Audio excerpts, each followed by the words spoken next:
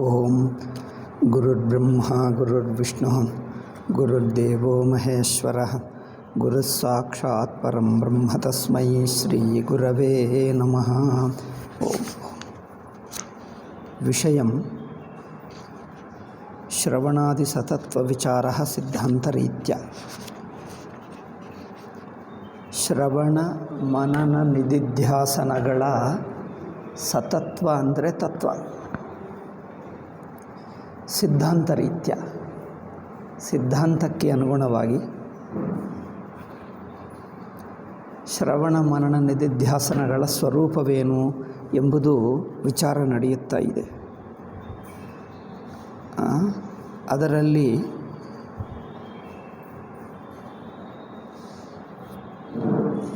ಶಾಸ್ತ್ರ ಯುಕ್ತಿಗಳು ಅಂದರೆ ಶ್ರವಣ ಮನನಾದಿಗಳು ರಿಪೀಟ್ ಮಾಡಬೇಕು, ಅಭ್ಯಾಸ ಆವೃತ್ತಿ ಮಾಡಬೇಕು ಎಂದು ಹೇಳಿದ್ದಾರೆ. ಏಕೆ? ಅದಕ್ಕೆ ಕಾರಣ ತಾನೇ ಹೇಳ್ತಾ ಇದ್ದಾರೆ ನೋಡಿ. ಭಾಷ್ಯಕಾರರ ಒಂದು ವಾಕ್ಯ, ತದ್ಯುಕ್ತ ಅನುಭವಾನುಸಾರಣ್ಯ ಅರ್ಥಾಭಾಸ ನಿರಾಕರಣಪೂರ್ವಕಂ ಯಥಾರ್ಥಾವಸ್ಥಿತ ಅಧ್ಯವಸಾನ ಪ್ರಯತ್ನ ಇತಿ ಗಮ್ಯತೆ. ಅದು ಸರಿ. ಅಪಿಚ ತತ್ವಮಸೀತ್ಯೇತದ್ ವಾಕ್ಯಂ ತ್ವಂ ಪದಾರ್ಥಸ್ಯ ತತ್ಪದಾರ್ಥಭಾವಮಾಚಷ್ಟೆ. ತತ್ವಮಸಿ ಎಂಬ ವಾಕ್ಯ ತ್ವಂ ಪದದ ಅರ್ಥವನ್ನು ತತ್ಪದದ ಅರ್ಥವಾಗಿ ಹೇಳುತ್ತಾ ಇದೆ. ತ್ವಂ ಪದ ತತ್ವಮಸಿ ಅಂದರೆ ಏನರ್ಥ? ತ್ವಮ್ಮೆಂಬ ಮಾತಿನ ಅರ್ಥ ಏನಿದೆಯೋ ಅದು ತತ್ಪದದ ಅರ್ಥವೂ ಆಗುತ್ತದೆ ಎಂದರ್ಥ. ಅಂದರೆ ತತ್ಪದಕ್ಕೆ ಯಾವುದರ್ಥವೋ, ಅರ್ಥ ಅಂದರೆ ಸ್ವರೂಪ, ಅಲ್ಲಿ ತತ್ತೆಂಬ ಮಾತಿನಿಂದ ಯಾವುದನ್ನು ಹೇಳ್ತಾ ಇದೆಯೋ ಅದು ತ್ವಮ್ಮೆಂಬ ಮಾತಿನಲ್ಲಿ ಹೇಳುವುದು ಅದೇ ಆಗುತ್ತದೆ. ಅಂದರೆ ನೀನು ಎಂದು ಯಾವುದನ್ನು ಹೇಳಿದ್ದೀಯೋ ಅದೇ ಅದು ಎಂದು ಹೇಳುವುದು ಅದೇ ಆಗುತ್ತದೆ. ಅಂದರೆ ಈ ಎರಡು ಮಾತುಗಳಿಂದ ಹೇಳುವುದು ಒಂದೇ ಎಂದು ತಿಳಿಯುವುದೇ ಮಹಾವಾಕ್ಯ. ಎಲ್ಲಿ ಹೇಳಿದೆ? ತತ್ವಮಸಿ ಪ್ರಕರಣ ಛಾಂದೋಗ್ಯದಲ್ಲಿ ತತ್ವಮಸಿ ಪ್ರಕರಣ 6ನೇ ಅಧ್ಯಾಯ. ತತ್ವಮಸಿ ಪ್ರಕರಣ ಅಂದರೆ ಅಧ್ಯಾಯ 6ನೇ ಅಧ್ಯಾಯದಲ್ಲಿ ಮೊದಲು ಸದೇವ ಸೌಮ್ಯ ಇದಮಗ್ರ ಆಸೀತ್. ಮೊದಲು ಸತ್ ಇರವು ಮಾತ್ರ ಇತ್ತು. ಇರವು ಮಾತ್ರ ಇತ್ತು ಅಂದರೆ ಆ ಇರವು ಏನಾಗಿತ್ತು ಎಂದು ಹೇಳುತ್ತಾ ಇಲ್ಲ. ಯಾರಾಗಿತ್ತು, ಏನಾಗಿತ್ತು, ಎಲ್ಲಿತ್ತು, ಹೇಗಿತ್ತು ಅದೇನು ವಿವರವಾಗಿ ಹೇಳುತ್ತಾ ಇಲ್ಲ. ಏಕೆಂದರೆ ಅದೇನೂ ಇಲ್ಲ ಎಂದರ್ಥ. ಏನಾಗಿತ್ತು, ಹೇಗಿತ್ತು, ಎಲ್ಲಿತ್ತು ಅದೇನಿಲ್ಲ. ಅಂದರೆ ದೇಶ, ಕಾಲ, ವಸ್ತು, ರೂಪ, ಗುಣ ಇಲ್ಲ. ಇರವು ಮಾತ್ರ ಇತ್ತು, ಕೇವಲ ಇರವು. ಅದರ ಸ್ವರೂಪವೇ ಇರವು ಅಷ್ಟೇ. ತನ್ನ ನಿಜಸ್ವರೂಪವೇ ಇರವು. ಅದು ಯಾವ ಕಾರಣದಿಂದ ಇದೆ ಅಂದರೆ ಅದಕ್ಕೆ ಕಾರಣ ಬೇಕಾಗಿಲ್ಲ. ಅದು ಇರುವುದೇ ಅದರ ಸ್ವರೂಪ. ಅದು ನೋಡಿ ಎಷ್ಟು ಚೆನ್ನಾಗಿದೆ. ಇರುವುದೇ ಅದರ ಸ್ವರೂಪ. ಇರುವುದು ಏಕೆ ಅಂದರೆ ಆ ಪ್ರಶ್ನೆಗೆ ಅರ್ಥವಿಲ್ಲ. ಬೆಂಕಿ ಬಿಸಿ ಆಗಿದೆ ಏಕೆ ಅಂದರೆ ಬಿಸಿ ಆಗದೇ ಇರುವ ಬೆಂಕಿಯೇ ಇಲ್ಲ. ಬೆಂಕಿ ಬಿಸಿಯಾಗಿರುವುದಕ್ಕೆ ಒಂದು ಕಾರಣ ಬೇಕಾಗಿಲ್ಲ. ಒಂದಾನೊಂದು ಕಾರಣದಿಂದ ಆಗುವುದು ನೋಡಿ. ಒಂದಾನೊಂದು ಕಾರಣದಿಂದ ಏನಾದರೂ ಆದರೆ ಆ ಕಾರಣಕ್ಕೆ ಪರಿಮಿತವಾಗುತ್ತದೆ. ಕಾರಣವಿಲ್ಲದಿದ್ದರೆ ಅದಿಲ್ಲ ಎಂದರ್ಥ. ಬೆಂಕಿ ಬಿಸಿ ಏಕೆ ಇದೆ ಅಂದರೆ ಕಾರಣವೇನಿಲ್ಲ, ಅದು ಇರುವುದೇ ಹಾಗೆ. ಬೆಂಕಿ ಅಂದರೆ ಇರುವುದೇ ಹಾಗೆ. ಅದಕ್ಕೆ ಒಂದು ಕಾರಣವೇನು ಬೇಕಾಗಿಲ್ಲ. ಅದರ ಸ್ವರೂಪವೇ ಬಿಸಿ. ಹಾಗೆ ಇದು ಇರುವುದೇ ಸ್ವರೂಪವೇ ಇರುವಿಕೆ ಅಷ್ಟೇ. ಇರವು ಅದರ ಸ್ವರೂಪ. ಆ ಇರವು ಮೊದಲಿತ್ತು ಇದು ಹೇಳಿ, ನಂತರ ಆ ಇರುವಿನಿಂದಲೇ ನಾವು ಏನೇನು ನೋಡ್ತಾ ಇದ್ದೀವೋ ನಮ್ಮ ಅನುಭವದಲ್ಲಿ ಬಗೆ ಪ್ರಪಂಚ ಇದೆ. ಈ ಪ್ರಪಂಚದಲ್ಲಿ ಎರಡು ಅಂಶಗಳು ಹೇಳಬಹುದು. ಒಂದು, ತೋರುವ ಪ್ರಪಂಚ ನಾನಾ ರೂಪವಾಗಿದೆ. ಇದೆಲ್ಲ ತಿಳಿಯುವವನು ನಾನಾಗಿದ್ದೇನೆ. ಅಂದರೆ ಜ್ಞಾತೃವಾಗಿ ನಾನು, ಜ್ಞೇಯವಾಗಿ ಪ್ರಪಂಚ. ಜ್ಞೇಯವೂ ಒಂದು ಬಗೆ ಇಲ್ಲ, ಮತ್ತು ಅನೇಕ ಬಗೆ ಇದೆ. ಇಷ್ಟೆಲ್ಲ ತೋರುವ ಪ್ರಪಂಚ ಮೊದಲು ಇರಲಿಲ್ಲ ಎಂದರ್ಥ. ಇರಲಿಲ್ಲ ಅಂದರೆ ಅರ್ಥವೇನು? ಹೀಗೆ ತಿಳ್ಕೊಳ್ಳಬಾರದು. ಒಂದು ಕಾಲದಲ್ಲಿ ಇರಲಿಲ್ಲ, ಅನಂತರ ಕಾಲದಲ್ಲಿ ಬಂದಿದೆ, ಆ ಅರ್ಥ ಅಲ್ಲ. ಇಲ್ಲಿ ಕಾಲವನ್ನೂ ಹೇಳುತ್ತಾ ಇಲ್ಲ. ಒಂದು ಕಾಲದಲ್ಲಿ ಇರಲಿಲ್ಲ, ನಂತರ ಹುಟ್ಟಿತು ಎಂದು ಅರ್ಥ ಅಲ್ಲ. ಮರದಕ್ಕರ್ಥವೇನು? ಕೇವಲ ಎರವು ಮಾತ್ರವಿದ್ದುಕೊಂಡು ಆ ಎರವಿನಿಂದಲೇ ಜಗತ್ತೆಲ್ಲ ಬಂದಿದೆ ಅಂದರೆ ಈಗಲೂ ಆ ಎರವನ್ನೇ ಇದಾಗಿ ನೋಡ್ತಾ ಇದ್ದೀವಿ. ಸೃಷ್ಟಿಯ ತಾತ್ಪರ್ಯ ಅಧ್ಯಾಸ. ನೋಡಿ, ಸೃಷ್ಟಿ ಹೇಳುವುದ ಉದ್ದೇಶವು ಅದೆಲ್ಲವೂ ಒಂದು ತಪ್ಪು ತಿಳುವಳಿಕೆ, ಅದೊಂದು ಅಧ್ಯಾಸ ಎಂಬುದೇ ತಾತ್ಪರ್ಯ. ಮೊದಲು ಇಷ್ಟೇ ಇತ್ತು, ನಂತರ ಬಂದಿದೆ ಅಂದರೆ ಅರ್ಥವೇನು? ಬಂದಿದೆ ಎಂದ ಅರ್ಥ ಅಲ್ಲ. ಈ ನಂತರ ಎಂಬುದೆಲ್ಲ ಅದೇ ಇದಾಗಿ ತೋರ್ತಾ ಇದೆ ಅಷ್ಟೇ. ಅದೊಂದೇ ಇದೆ. ಸುಷುಪ್ತಿ ಹೇಗಿದೆ? ಸುಷುಪ್ತಿ ಅಂದರೆ ನಾವು ಎಚ್ಚರ ಪ್ರಪಂಚವೇ ನಾವೇನು ಮಾಡ್ತೀವಿ, ನಮ್ಮ ದೃಷ್ಟಿ ಹೇಗಿದೆ ಅಂದರೆ ಎಚ್ಚರ ದೃಷ್ಟಿ. ಎಚ್ಚರ ಪ್ರಪಂಚ ಇದೆ ಎಂದು ಇಟ್ಕೊಂಡು ಇದು ಎಂದಿಗೂ ಇರುತ್ತದೆ, ನಿಜವಾಗಿದೆ ಎಂದು ಇಟ್ಕೊಂಡು ಬಿಟ್ಟಿದ್ದೀವಿ ನಾವು. ಇದೆಲ್ಲ ಪ್ರಪಂಚ ಇದೆ, ನಾವಿದ್ದೇವೆ, ಇದು ಇದೆ, ಎಲ್ಲ ಹೀಗಿದೆ. ಇದೆಲ್ಲ ಇಟ್ಕೊಂಡು ಸುಷುಪ್ತಿಯಲ್ಲಿ ಇದೆಲ್ಲ ತಾತ್ಕಾಲಿಕವಾಗಿ ನಿಂತು ಬಿಟ್ಟಿದೆ ಅನಿಸುತ್ತದೆ ಅಲ್ಲವೇ?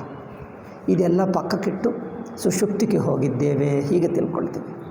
ಇದೆಲ್ಲ ಪಕ್ಕಕ್ಕಿಟ್ಟಿದ್ದೇವೆ, ಅಥವಾ ಸ್ವಲ್ಪ ಹೊತ್ತು ನಾವು ನೋಡ್ತಾ ಇಲ್ಲ, ಏನೇನೋ ತಿಳ್ಕೊಂಡು ಬಿಡ್ತೀವಿ. ಜಗತ್ತು ಇದೆ, ಆದರೆ ಇದನ್ನು ನಾವು ನೋಡ್ತಾ ಇಲ್ಲ, ಇದನ್ನು ಲೆಕ್ಕಕ್ಕೆ ತಗೊಂಡಿಲ್ಲ. ಇದು ಯಾವುದು ಅರ್ಥ ಅಲ್ಲ. ಸುಷುಪ್ತಿ ಜಗತ್ತನ್ನು ಬಿಟ್ಟಿರುವಾಗ ಬಂದಿದ್ದಲ್ಲ, ಮೊದಲು ಇರುವುದೇ ತಾನು. ಅದೇ ಮೊದಲಿತ್ತು, ಅಂದರೆ ಅದೇ ನಿಜವಾಗಿದೆ. ಮೊದಲು ಅಂದರೆ ನಿಜವಾಗಿ ಅದೇ ನಿಜವಾಗಿದೆ. ನಿಜ ಅಂದರೆ ತಾನಾಗಿದೆ. ಅದು ತಾನಾಗಿದೆ, ಮಿಕ್ಕದು ಅದನ್ನು ಆಶ್ರಯಿಸಿಕೊಂಡು ತೋರ್ತಾ ಇದೆ. ಸುಷುಪ್ತಿಯಲ್ಲಿ ಏನಿದೆ ಅಂದರೆ ಎರವು ಅಷ್ಟೇ. ಇಂಕ ಎರವು ಕುರಿತು ಏನೂ ಹೇಳೋಕ್ಕಾಗಲ್ಲ. ಏನೂ ಹೇಳಲಿ ಅದು ತೋರಿಕೆ ಆಗಿಬಿಡ್ತದೆ, ಅಧ್ಯಾಸ ಆಗುತ್ತದೆ, ಜಗತ್ತಾಗುತ್ತದೆ. ಆದ್ದರಿಂದ ಸುಷುಪ್ತಿ ಅಂದರೆ ತಾನೇ ಆ ಸ್ವತಃಸಿದ್ಧ ಅದ್ವಿತೀಯ ಚೈತನ್ಯ ಅಥವಾ ಎರವು ಅದು ಒಂದು ಮಾತ್ರವೇ ಇತ್ತು. ಏಕೆಂದರೆ ಆ ಒಂದು ಮಾತ್ರ ಸ್ವತಂತ್ರವಾಗಿದೆ. ಅದಕ್ಕೆ ಯಾವ ಕಾರಣವೂ ಬೇಕಾಗಿಲ್ಲ. ಅದು ಒಂದು ಮಾತ್ರ ಸ್ವತಂತ್ರವಾಗಿದೆ, ಎಂದಿಗೂ ಇದೆ, ಇರುವುದೇ ಅದರ ಸ್ವರೂಪ. ಅದರ ಕುರಿತು ಯಾವ ಪ್ರಶ್ನಕ್ಕೆ ಅವಕಾಶವಿಲ್ಲ. ಪ್ರಶ್ನೆ ಏನು ಮಾಡುತ್ತದೆ? ಒಂದು ಸಂದೇಹವನ್ನು ಹೇಳ್ತದೆ. ಒಂದು ಸಂದೇಹವನ್ನೇ ಪ್ರಶ್ನೆ. ಎಲ್ಲ ಪ್ರಶ್ನವೂ ಸಂದೇಹ. ಅದು ಇರಬಾರದಿತ್ತೇ, ಏಕಿದೆ? ಆಶ್ಚರ್ಯ ಪಟ್ಕೊಳ್ತದೆ. ಅದು ಏಕಿರಬೇಕು, ಹಾಗೇಕೆ ಇದೆ, ಹಾಗಿರಬಾರದೆ ಅಂದರೆ ಅದರ ಕುರಿತು ನಮಗೆ ಸಂದೇಹ ಬರುತ್ತಾ ಇದೆ, ಹಾಗೆ ಇರಬಾರದಿತ್ತು ಎಂದು. ಆದರೆ ಸ್ವತಃಸಿದ್ಧ ಎರವು ಯಾವುದು ಬ್ರಹ್ಮ ಹೇಳ್ತೀವೋ ಅದರ ಕುರಿತು ಯಾರಿಗೂ ಸಂದೇಹವಿರುವುದಿಲ್ಲ. ಅದಕ್ಕೋಸ್ಕರನೇ ಅದು ಬ್ರಹ್ಮಸ್ವರೂಪ ಹೇಳಿದ್ದೀವಿ. ಅದನ್ನು ಸತ್ಯ, ಅದನ್ನು ತತ್ವ ಹೇಳಿದ್ದೇವೆ. ತತ್ವ ಅಂದರೆ ಅದರ ಕುರಿತು ಯಾರಿಗೂ ಸಂದೇಹವಿಲ್ಲ. ಸಂದೇಹವೆಂದರೆ ಅದು ಏಕೆ ಇದೆ, ಹೇಗೆ ಇದೆ, ಅದೆಲ್ಲಕ್ಕೆ ಅವಕಾಶವಿಲ್ಲ. ಅದು ತಾನು ಪರಿಪೂರ್ಣ. ಅಲ್ಲಿ ಹೋದರೆ ಸರ್ವ ಸಂದೇಹ ನಿವೃತ್ತಿ. ಆ ಸ್ವರೂಪ ದೃಷ್ಟ್ಯ ಸರ್ವ ಸಂದೇಹಗಳಿಲ್ಲದ ತಾನಾಗಿ ಪೂರ್ಣವಾಗಿ ಆನಂದವಾಗಿದೆ. ಆನಂದ ಕುರಿತು ಯಾರಿಗೂ ಸಂದೇಹ ಬರಲ್ಲ. ಉದಾಹರಣೆಗೆ ನೋಡಿ, ಸಂದೇಹವು ಎಲ್ಲಿ ಬರುತ್ತದೆ? ದುಃಖ ಇದ್ದರೆ ಸಂದೇಹ ಬರುತ್ತದೆ, ಸುಖವಿದ್ದಾಗ ಸಂದೇಹ ಬರ್ತದೆ. ಏಕೆ ಸುಖ ಬಂದಿದೆ, ನನಗೇಕೆ ಸುಖ ಬರಬೇಕು, ಯಾರೂ ಕೇಳಲ್ಲ. ದುಃಖ ಬಂದರೆ ಅಯ್ಯೋ ನನಗೆ ದುಃಖ ಬಂದಿದೆ, ಎಲ್ಲಿಂದ ಬಂದಿದೆ, ಹೇಗೆ ತೆಗೆಯಬೇಕು, ಅದಕ್ಕೆ ಕುರಿತು ಸಾವಿರಾರು ಪ್ರಶ್ನೆ. ಏಕೆ ಬಂದಿದೆ ಮತ್ತು ಹೇಗೆ ತೆಗೆಯಬೇಕು, ಅಯ್ಯೋ ಇಷ್ಟೆಲ್ಲ ಏಕಿರಬೇಕು, ನಿಜವಾಗಿ ಹೋಗುತ್ತದೆ, ಏನು ಮಾಡಬೇಕು, ಇದೇ ಮಾಡಬೇಕಾ, ಇನ್ನೊಂದು ಬಗೆ ಇದೆಯಾ ಪದ್ಧತಿ, ಈ ಔಷಧಿಯಿಂದಲೇ ಹೋಗ್ತದ, ಈ ಔಷಧಿ ಇಲ್ಲದಿದ್ದರೆ ತಾನೇ ಹೋಗಲ್ಲವ, ಇಷ್ಟೆಲ್ಲ ಇನ್ನೂ ಏನೇನೋ ಪ್ರಶ್ನೆಗಳು ಬರುತ್ತವೆ. ಆದರೆ ಆನಂದವಾಗಿದ್ದರೆ ಯಾವ ಪ್ರಶ್ನೆ ಬರ್ತದೆ? ಸರ್ವ ಪ್ರಶ್ನೆಗಳು ಮುಗಿಸುವುದೇ ಆನಂದ. ಅದನ್ನು ಸ್ವತಃಸಿದ್ಧ ಹೇಳಿದ್ದೀವಿ ನೋಡಿ. ಸ್ವತಃಸಿದ್ಧ ಅಂದರೆ ಅದರ ಕುರಿತು ಅದು ಏಕೆ ಇದೆ ಎಂಬುದಕ್ಕೆ ಅವಕಾಶವಿಲ್ಲ, ಆ ಪ್ರಶ್ನೆಗಳೇ ಇಲ್ಲ, ತಾನೇ ಇರುವುದು, ಅದಿರುವುದೇ ತಾನು, ಅದು ಸ್ವತಃಸಿದ್ಧ. ಆದ್ದರಿಂದ ತಾನು ಸುಷುಪ್ತಿಯಲ್ಲಿ ಹೇಗಿದ್ದಾನೆ, ಹೇಗೆ ಎಂಬುದಿಲ್ಲ, ಅದೇ ತಾನು. ಅಲ್ಲಿ ಪ್ರಶ್ನೆ ಹೇಗಿದ್ದಾನೆ ಅಂದರೆ ನೀನೇ ಸುಷುಪ್ತಿಯೋ ಅಥವಾ ಸುಷುಪ್ತಿಯನ್ನು ನೋಡುವ ನೀನಾ? ಸುಷುಪ್ತಿ ಅಂದರೆ ಯಾರು? ತಾನೇ ತಾನಂದರೆ ತನ್ನ ಕುರಿತು ತಾನು ಪ್ರಶ್ನೆ ಇರುತ್ತದೆ. ನೀವು ಸುಷುಪ್ತಿಯನ್ನೇ ಪ್ರಶ್ನೆ ಮಾಡ್ತಾ ಇದ್ದೀವಿ ಅಂದರೆ ನೀವು ಸುಷುಪ್ತಿಯಾಗಿಲ್ಲ. ಅದಕ್ಕೋಸ್ಕರನೇ ಸುಷುಪ್ತಿಯನ್ನು ಬಿಟ್ಟು ಪಕ್ಕಕ್ಕಿದ್ದುಕೊಂಡು ಎದುರಾಗಿ ನೋಡ್ತಾ ಇದ್ದೆ, ಅದಕ್ಕೋಸ್ಕರ ಪ್ರಶ್ನೆ ಬರ್ತಾ ಇದೆ. ನೀನೇ ಸುಷುಪ್ತಿ ಅಂದರೆ ನಿಮಗೆಲ್ಲ ಪ್ರಶ್ನೆಗಳು ಮುಗಿಯುತ್ತವೆ ತಾನೇ. ಈಗ ಅಲ್ಲಿ ಪ್ರಶ್ನೆಗೆ ಅವಕಾಶವಿಲ್ಲ, ಏಕೆ ತಾನೇ ಇದ್ದೇನೆ, ತಾನೇ ಪರಿಪೂರ್ಣ, ಯಾವ ದುಃಖ ಇಲ್ಲ, ಏಕಿದ್ದೇನೆ ಪ್ರಶ್ನೆನೇ ಹುಟ್ಟಲ್ಲ, ಏನಿದೆ, ಏಕಿದೆ, ಹೇಗಿದೆ ಯಾವುದೂ ಪ್ರಶ್ನೆ ಹುಟ್ಟಲ್ಲ. ಪರಿಪೂರ್ಣವಾಗಿ ಆನಂದವಾಗಿದ್ದಾನೆ, ಅದು ತಾನು. ಪರಿಪೂರ್ಣವಾಗಿ ಆನಂದವಾಗಿ ಸ್ವತಃಸಿದ್ಧವಾಗಿ ಅಂದರೆ ಈ ಮಾತುಗಳು ಅಧ್ಯಾರೋಪಿಸಿ ಹೇಳುವುದೇ, ಈ ಮಾತುಗಳಿಗೂ ಅವಕಾಶವಿಲ್ಲ. ಅದು ತತ್ವ, ಅದು ಅಂಥದ್ದಿದೆ. ಆದ್ದರಿಂದ ತತ್ವಮಸಿ ಎಂಬುದು ತತ್ತಂದರೆ ಸೃಷ್ಟಿ ಆದಿಯಲ್ಲಿ, ಸೃಷ್ಟಿ ಆದಿ ಅಂದರೆ ಅರ್ಥ ಈ ಜಗತ್ತೆಲ್ಲಕ್ಕೆ ಮೂಲ ಸ್ವರೂಪ, ನಿಜವಾದ ಸ್ವರೂಪ ಎಂದರ್ಥ. ತಾನಾಗಿದ್ದದ್ದೇ, ಅದೇ ಇದೆಲ್ಲ ತೋರ್ತಾ ಇದೆ. ಅಂದರೆ ತೋರುವ ಜಗತ್ತನ್ನು ಕಲ್ಪಿತ ಎಂದು ತಿಳಿಸುವುದಕ್ಕೆ ಇಷ್ಟೆಲ್ಲ ಪ್ರಕ್ರಿಯೆ. ನಾವು ತೋರುವುದು ಇದೆ ಎಂದು ಇಟ್ಕೊಂಡು ಬಿಟ್ಟಿದ್ದೀವಿ. ಇಷ್ಟೆಲ್ಲ ಸೃಷ್ಟಿ ಹೇಳುವುದೇಕೆ ಅಂದರೆ ನಾನಾಗಿ ನನಗೆ ತೋರುವುದಾಗಿ, ಇದು ದ್ವೈತ ರೂಪವಾಗಿ ಜಗತ್ತು ತೋರ್ತಾ ಇದೆ. ನಾನೊಬ್ಬನಿದ್ದೇನೆ, ಒಬ್ಬನು ಯಾರು? ತಿಳ್ಕೊಳ್ಳುವವನು, ಜ್ಞಾತೃ, ಕರ್ತೃ, ಭೋಕ್ತೃ. ನನಗೆ ತೋರುವ ಜಗತ್ತಿದೆ, ಏನೇನೋ ಕಂಡು ಬರ್ತಾ ಇದೆ. ಏನೇನು ಅಂದ್ರೇನು? ಹತ್ತಿರ ಇದೆ, ದೂರ ಇದೆ, ಸಣ್ಣದಿದೆ, ದೊಡ್ಡದಿದೆ, ಒಳ್ಳೆಯದಿದೆ, ಕೆಟ್ಟದಿದೆ, ಅನುಕೂಲ ಇದೆ, ಪ್ರತಿಕೂಲವಿದೆ, ಬಗೆ ಎಲ್ಲ ಬಗೆ ಇದೆ ಅಲ್ಲವೇ? ಇಷ್ಟೆಲ್ಲ ಜಗತ್ತು ಇದೆ ಅಂದರೆ ಹೇಗಿದೆ ಅಂದರೆ ನೀವೇನು ಹೇಳ್ತೀರಿ? ಒಂದು ವಸ್ತು ಸಣ್ಣದ ದೊಡ್ಡದ ಹೇಳು. ಸಣ್ಣದ ದೊಡ್ಡದ ಅಂದರೆ ಹೇಗೆ ಹೇಳಬೇಕು? ನೀವು ಒಂದು ವಸ್ತು ಹೇಳಿ ಇದಕ್ಕಿಂತ ದೊಡ್ಡದ ಸಣ್ಣದ ಹೇಳ್ತೀನಿ. ಸುಮ್ಮನೆ ತಾನು ಸಣ್ಣದ ದೊಡ್ಡದ ಅಂದರೆ ಹೇಗೆ ಹೇಳೋಕ್ಕಾಗ್ತದೆ? ಒಂದು ಅಳತೆ ಹೇಳು. ಈಗ ಇದನ್ನು ಅಳತೆ ಇಟ್ಕೊಂಡು ಹೇಳು, ಇದಕ್ಕಿಂತ ದೊಡ್ಡದ ಸಣ್ಣದ? ಹೇಳ್ತೀನಿ ಅಂತ ಹೇಳ್ತಾರೆ. ಏನಿಲ್ಲ, ಸುಮ್ಮನೆ ಹೇಳು ಅಂದರೆ ಹೇಗೆ ಹೇಳೋಕ್ಕಾಗ್ತದೆ? ಒಂದು ಅಳತೆ ಇಟ್ಕೊಂಡರೆ ಆ ಅಳತೆಯಿಂದ ಅದಕ್ಕೇನಾಗುತ್ತದೆ ಎಂದು ಹೇಳ್ತೀವಿ. ಈ ನಾನೆಂಬ ಬುದ್ಧಿ ಇಟ್ಕೊಂಡು ಅಹಂ ನಾನು ಎಂಬ ಜೀವಬುದ್ಧಿ, ಕರ್ತ ಭೋಕ್ತ ಬುದ್ಧಿ, ಜ್ಞಾತೃ ಬುದ್ಧಿ ಇಟ್ಕೊಂಡು ಜಗತ್ತು ಕಂಡು ಬರ್ತಾ ಇದೆ. ಜಗತ್ತಂದ್ರೇನು? ನಮಗೆ ತೋರುವುದೆಲ್ಲ ಜಗತ್ತು. ಏನೇನು ತೋರ್ತದೆ ಹೇಳ್ತೀನಿ ಅಂತ ಹೇಳ್ತಾನೆ. ಹೇಳುವುದು ಶುರು ಮಾಡ್ತಾನೆ. ಒಂದು ಜಡ ಇದೆ, ಚೇತನ ಇದೆ, ದೊಡ್ಡ ವಸ್ತುಗಳಿವೆ, ಸಣ್ಣ ವಸ್ತುಗಳಿವೆ, ಹತ್ತಿರ ಇದೆ, ದೂರ ಇದೆ, ಕೆಲವು ಘಟನೆಗಳು ವಸ್ತುಗಳು ಆಗಿ ಹೋಗಿವೆ, ಕೆಲವು ಈಗ ಇವೆ. ಇದೆಲ್ಲ ಯಾರು ಹೇಳ್ತಾರೆ? ನಾನು ಬುದ್ಧಿ, ನಾನೆಂಬ ಅಹಂ ಬುದ್ಧಿಗೆ ಪ್ರಮಾತೃ ಬುದ್ಧಿಗೆ ತೋರುವ ಬಗೆನೇ ಜಗತ್ತು. ಇಲ್ಲದಿದ್ದರೆ ಜಗತ್ತು ತಾನು ಹೇಳ್ತಾ ಇದೆಯಾ, ನಾನು ದಪ್ಪದಾಗಿದ್ದೇನೆ, ಸಣ್ಣದಾಗಿದ್ದೇನೆ, ಹತ್ತಿರವಿದ್ದೇನೆ, ದೂರವಿದ್ದೇನೆ. ಜಗತ್ತು ತಾನು ಹತ್ತಿರನ ದೂರನ? ಹತ್ತಿರವಿಲ್ಲ, ದೂರ ಇಲ್ಲ. ಯಾರಿಗೆ ಹತ್ತಿರ, ಯಾರಿಗೆ ದೂರ ಹೇಳುವವನಿಗೆ. ಅಂದರೆ ಜಗತ್ತೆಲ್ಲ ಹೇಳುವವನಿಗೆ ಇದೆ, ಈ ನೋಡುವವನಿಗೆ ಜಗತ್ತು. ಈ ನೋಡುವವನಿಲ್ಲ ಅಂದರೆ ಜಗತ್ತು ಯಾರಿಗೂ ಇಲ್ಲ, ಜಗತ್ತೆಂಬುದೇ ಇಲ್ಲ. ನೋಡಿ ವಿಚಿತ್ರ. ಜಗತ್ತೆಂಬುದೆಲ್ಲ ಈ ನಾನು ಬುದ್ಧಿಗೆ ಜಗತ್ತು. ನಾವು ಇಷ್ಟೆಲ್ಲ ಜಗತ್ತು, ಅಯ್ಯೋ ಇಷ್ಟಿದೆ, ಈ ಜಗತ್ತಿನಲ್ಲಿ ನಾನು ಹುಟ್ಟಿದೆ, ಅದು ಈ ನಾನು ಬುದ್ಧಿ. ಜಗತ್ತಿನಲ್ಲಿ ನಾನು ಹುಟ್ಟಿದೆ ಎಂಬ ಹೇಳುವುದು ಈ ಜೀವಬುದ್ಧಿ ಹೇಳ್ತಾ ಇದೆ. ಇದು ಜಗದ್ಬುದ್ಧಿ. ಅಂದರೆ ಜಗತ್ತು ಕುರಿತು ಏನೇನೇ ಹೇಳಲಿ, ಇಷ್ಟು ದಪ್ಪದಿದೆ, ಅನೇಕ ಜನರಿದ್ದಾರೆ, ಏನೇನೋ ಬೆಟ್ಟ ಇದೆ, ನದಿ ಇದೆ, ಸೂರ್ಯ ಇದೆ, ಚಂದ್ರ ಇದ್ದಾನೆ, ನಕ್ಷತ್ರ ಇದ್ದಾನೆ, ಏನೇನೋ ಇದೆ. ಇಷ್ಟೆಲ್ಲ ಪದಾರ್ಥಗಳು ಯಾರಿಗಿವೆ? ನಾನು ಬುದ್ಧಿಗೆ. ಸ್ವಪ್ನ ಅಷ್ಟು ದೊಡ್ಡ ಪ್ರಪಂಚ ಯಾರಿಗಿದೆ? ಸ್ವಪ್ನವನ್ನು ನೋಡುವ ವ್ಯಕ್ತಿಗೆ. ಅವನೇ ಇಲ್ಲದಿದ್ದರೆ ಪ್ರಪಂಚವೇ ಇಲ್ಲ. ಅದರಿಂದ ಪ್ರಪಂಚ ಅಂದರೆ ಯಾವ ಪ್ರಪಂಚ ಹೇಳ್ತಾನೆ? ಪ್ರಪಂಚ ಅಂದರೆ ಏನು ಹೇಳ್ತಾನೆ? ಏಕೆಂದರೆ ನಾನು ಎಂಬ ಬುದ್ಧಿ ಇದ್ದರೆ ಆವಾಗ ಪ್ರಪಂಚ ಎಂಬುದು ಬಂದುಬಿಡ್ತದೆ. ಈ ನಾನು ಎಂಬುದು ಒಂದು ಅಳತೆ. ನಾವು ಸಾಮಾನ್ಯವಾಗಿ ಏನದು ಉದ್ದದು ಸಣ್ಣದು ಎಂದು ಹೇಳುವುದಕ್ಕೆ ಒಂದು ಅಳತೆ ಹೇಳ್ತೀವಿ, ಅಥವಾ ಭಾರ ಎನ್ನುವುದು ಒಂದು ಅಳತೆ, ಸೈಜ್ ಆಕಾರ ಎಂಬುದು ಒಂದು ಅಳತೆ, ಹತ್ತಿರ ದೂರ ಎನ್ನುವುದು ದೇಶದ ಅಳತೆ, ಹಿಂದೆ ಮುಂದೆ ಎನ್ನುವುದು ಕಾಲದ ಅಳತೆ. ಇವೆಲ್ಲ ಡಿಫ್ರೆಂಟ್ ಅಳತೆಗಳು. మరి ಅಹಂಬುದ್ಧಿ ಯಾವುದು ಅಂದರೆ ಇಷ್ಟೆಲ್ಲ 4, 10 ಅಳತೆಗಳನ್ನೆಲ್ಲ ಸೇರಿಸಿಕೊಂಡುವುದು ಒಂದೇ. ಆ ಒಂದೇ ಅಹಂಬುದ್ಧಿಯಲ್ಲಿ ಇಷ್ಟು ಅಳತೆಗಳಿವೆ. ದೇಶದ ಅಳತೆ ಇದೆ, ಕಾಲದ ಅಳತೆ ಇದೆ, ಸೈಜು ಆಕಾರ ಅಳತೆ ಇದೆ, ಹತ್ತಿರ ದೂರ ಇದೆ. ಈ ಎಲ್ಲ ಅಳತೆಗಳಿಗೆ ಮೂಲವೇ ಅಹಂಬುದ್ಧಿ. ಅದು ಒಂದೇ ಇಷ್ಟೆಲ್ಲ ಹೆಸರು ಹೇಳ್ತದೆ ಅಂದರೆ ಅದರಲ್ಲಿ ಇಷ್ಟು ಅಳತೆಗಳಿವೆ.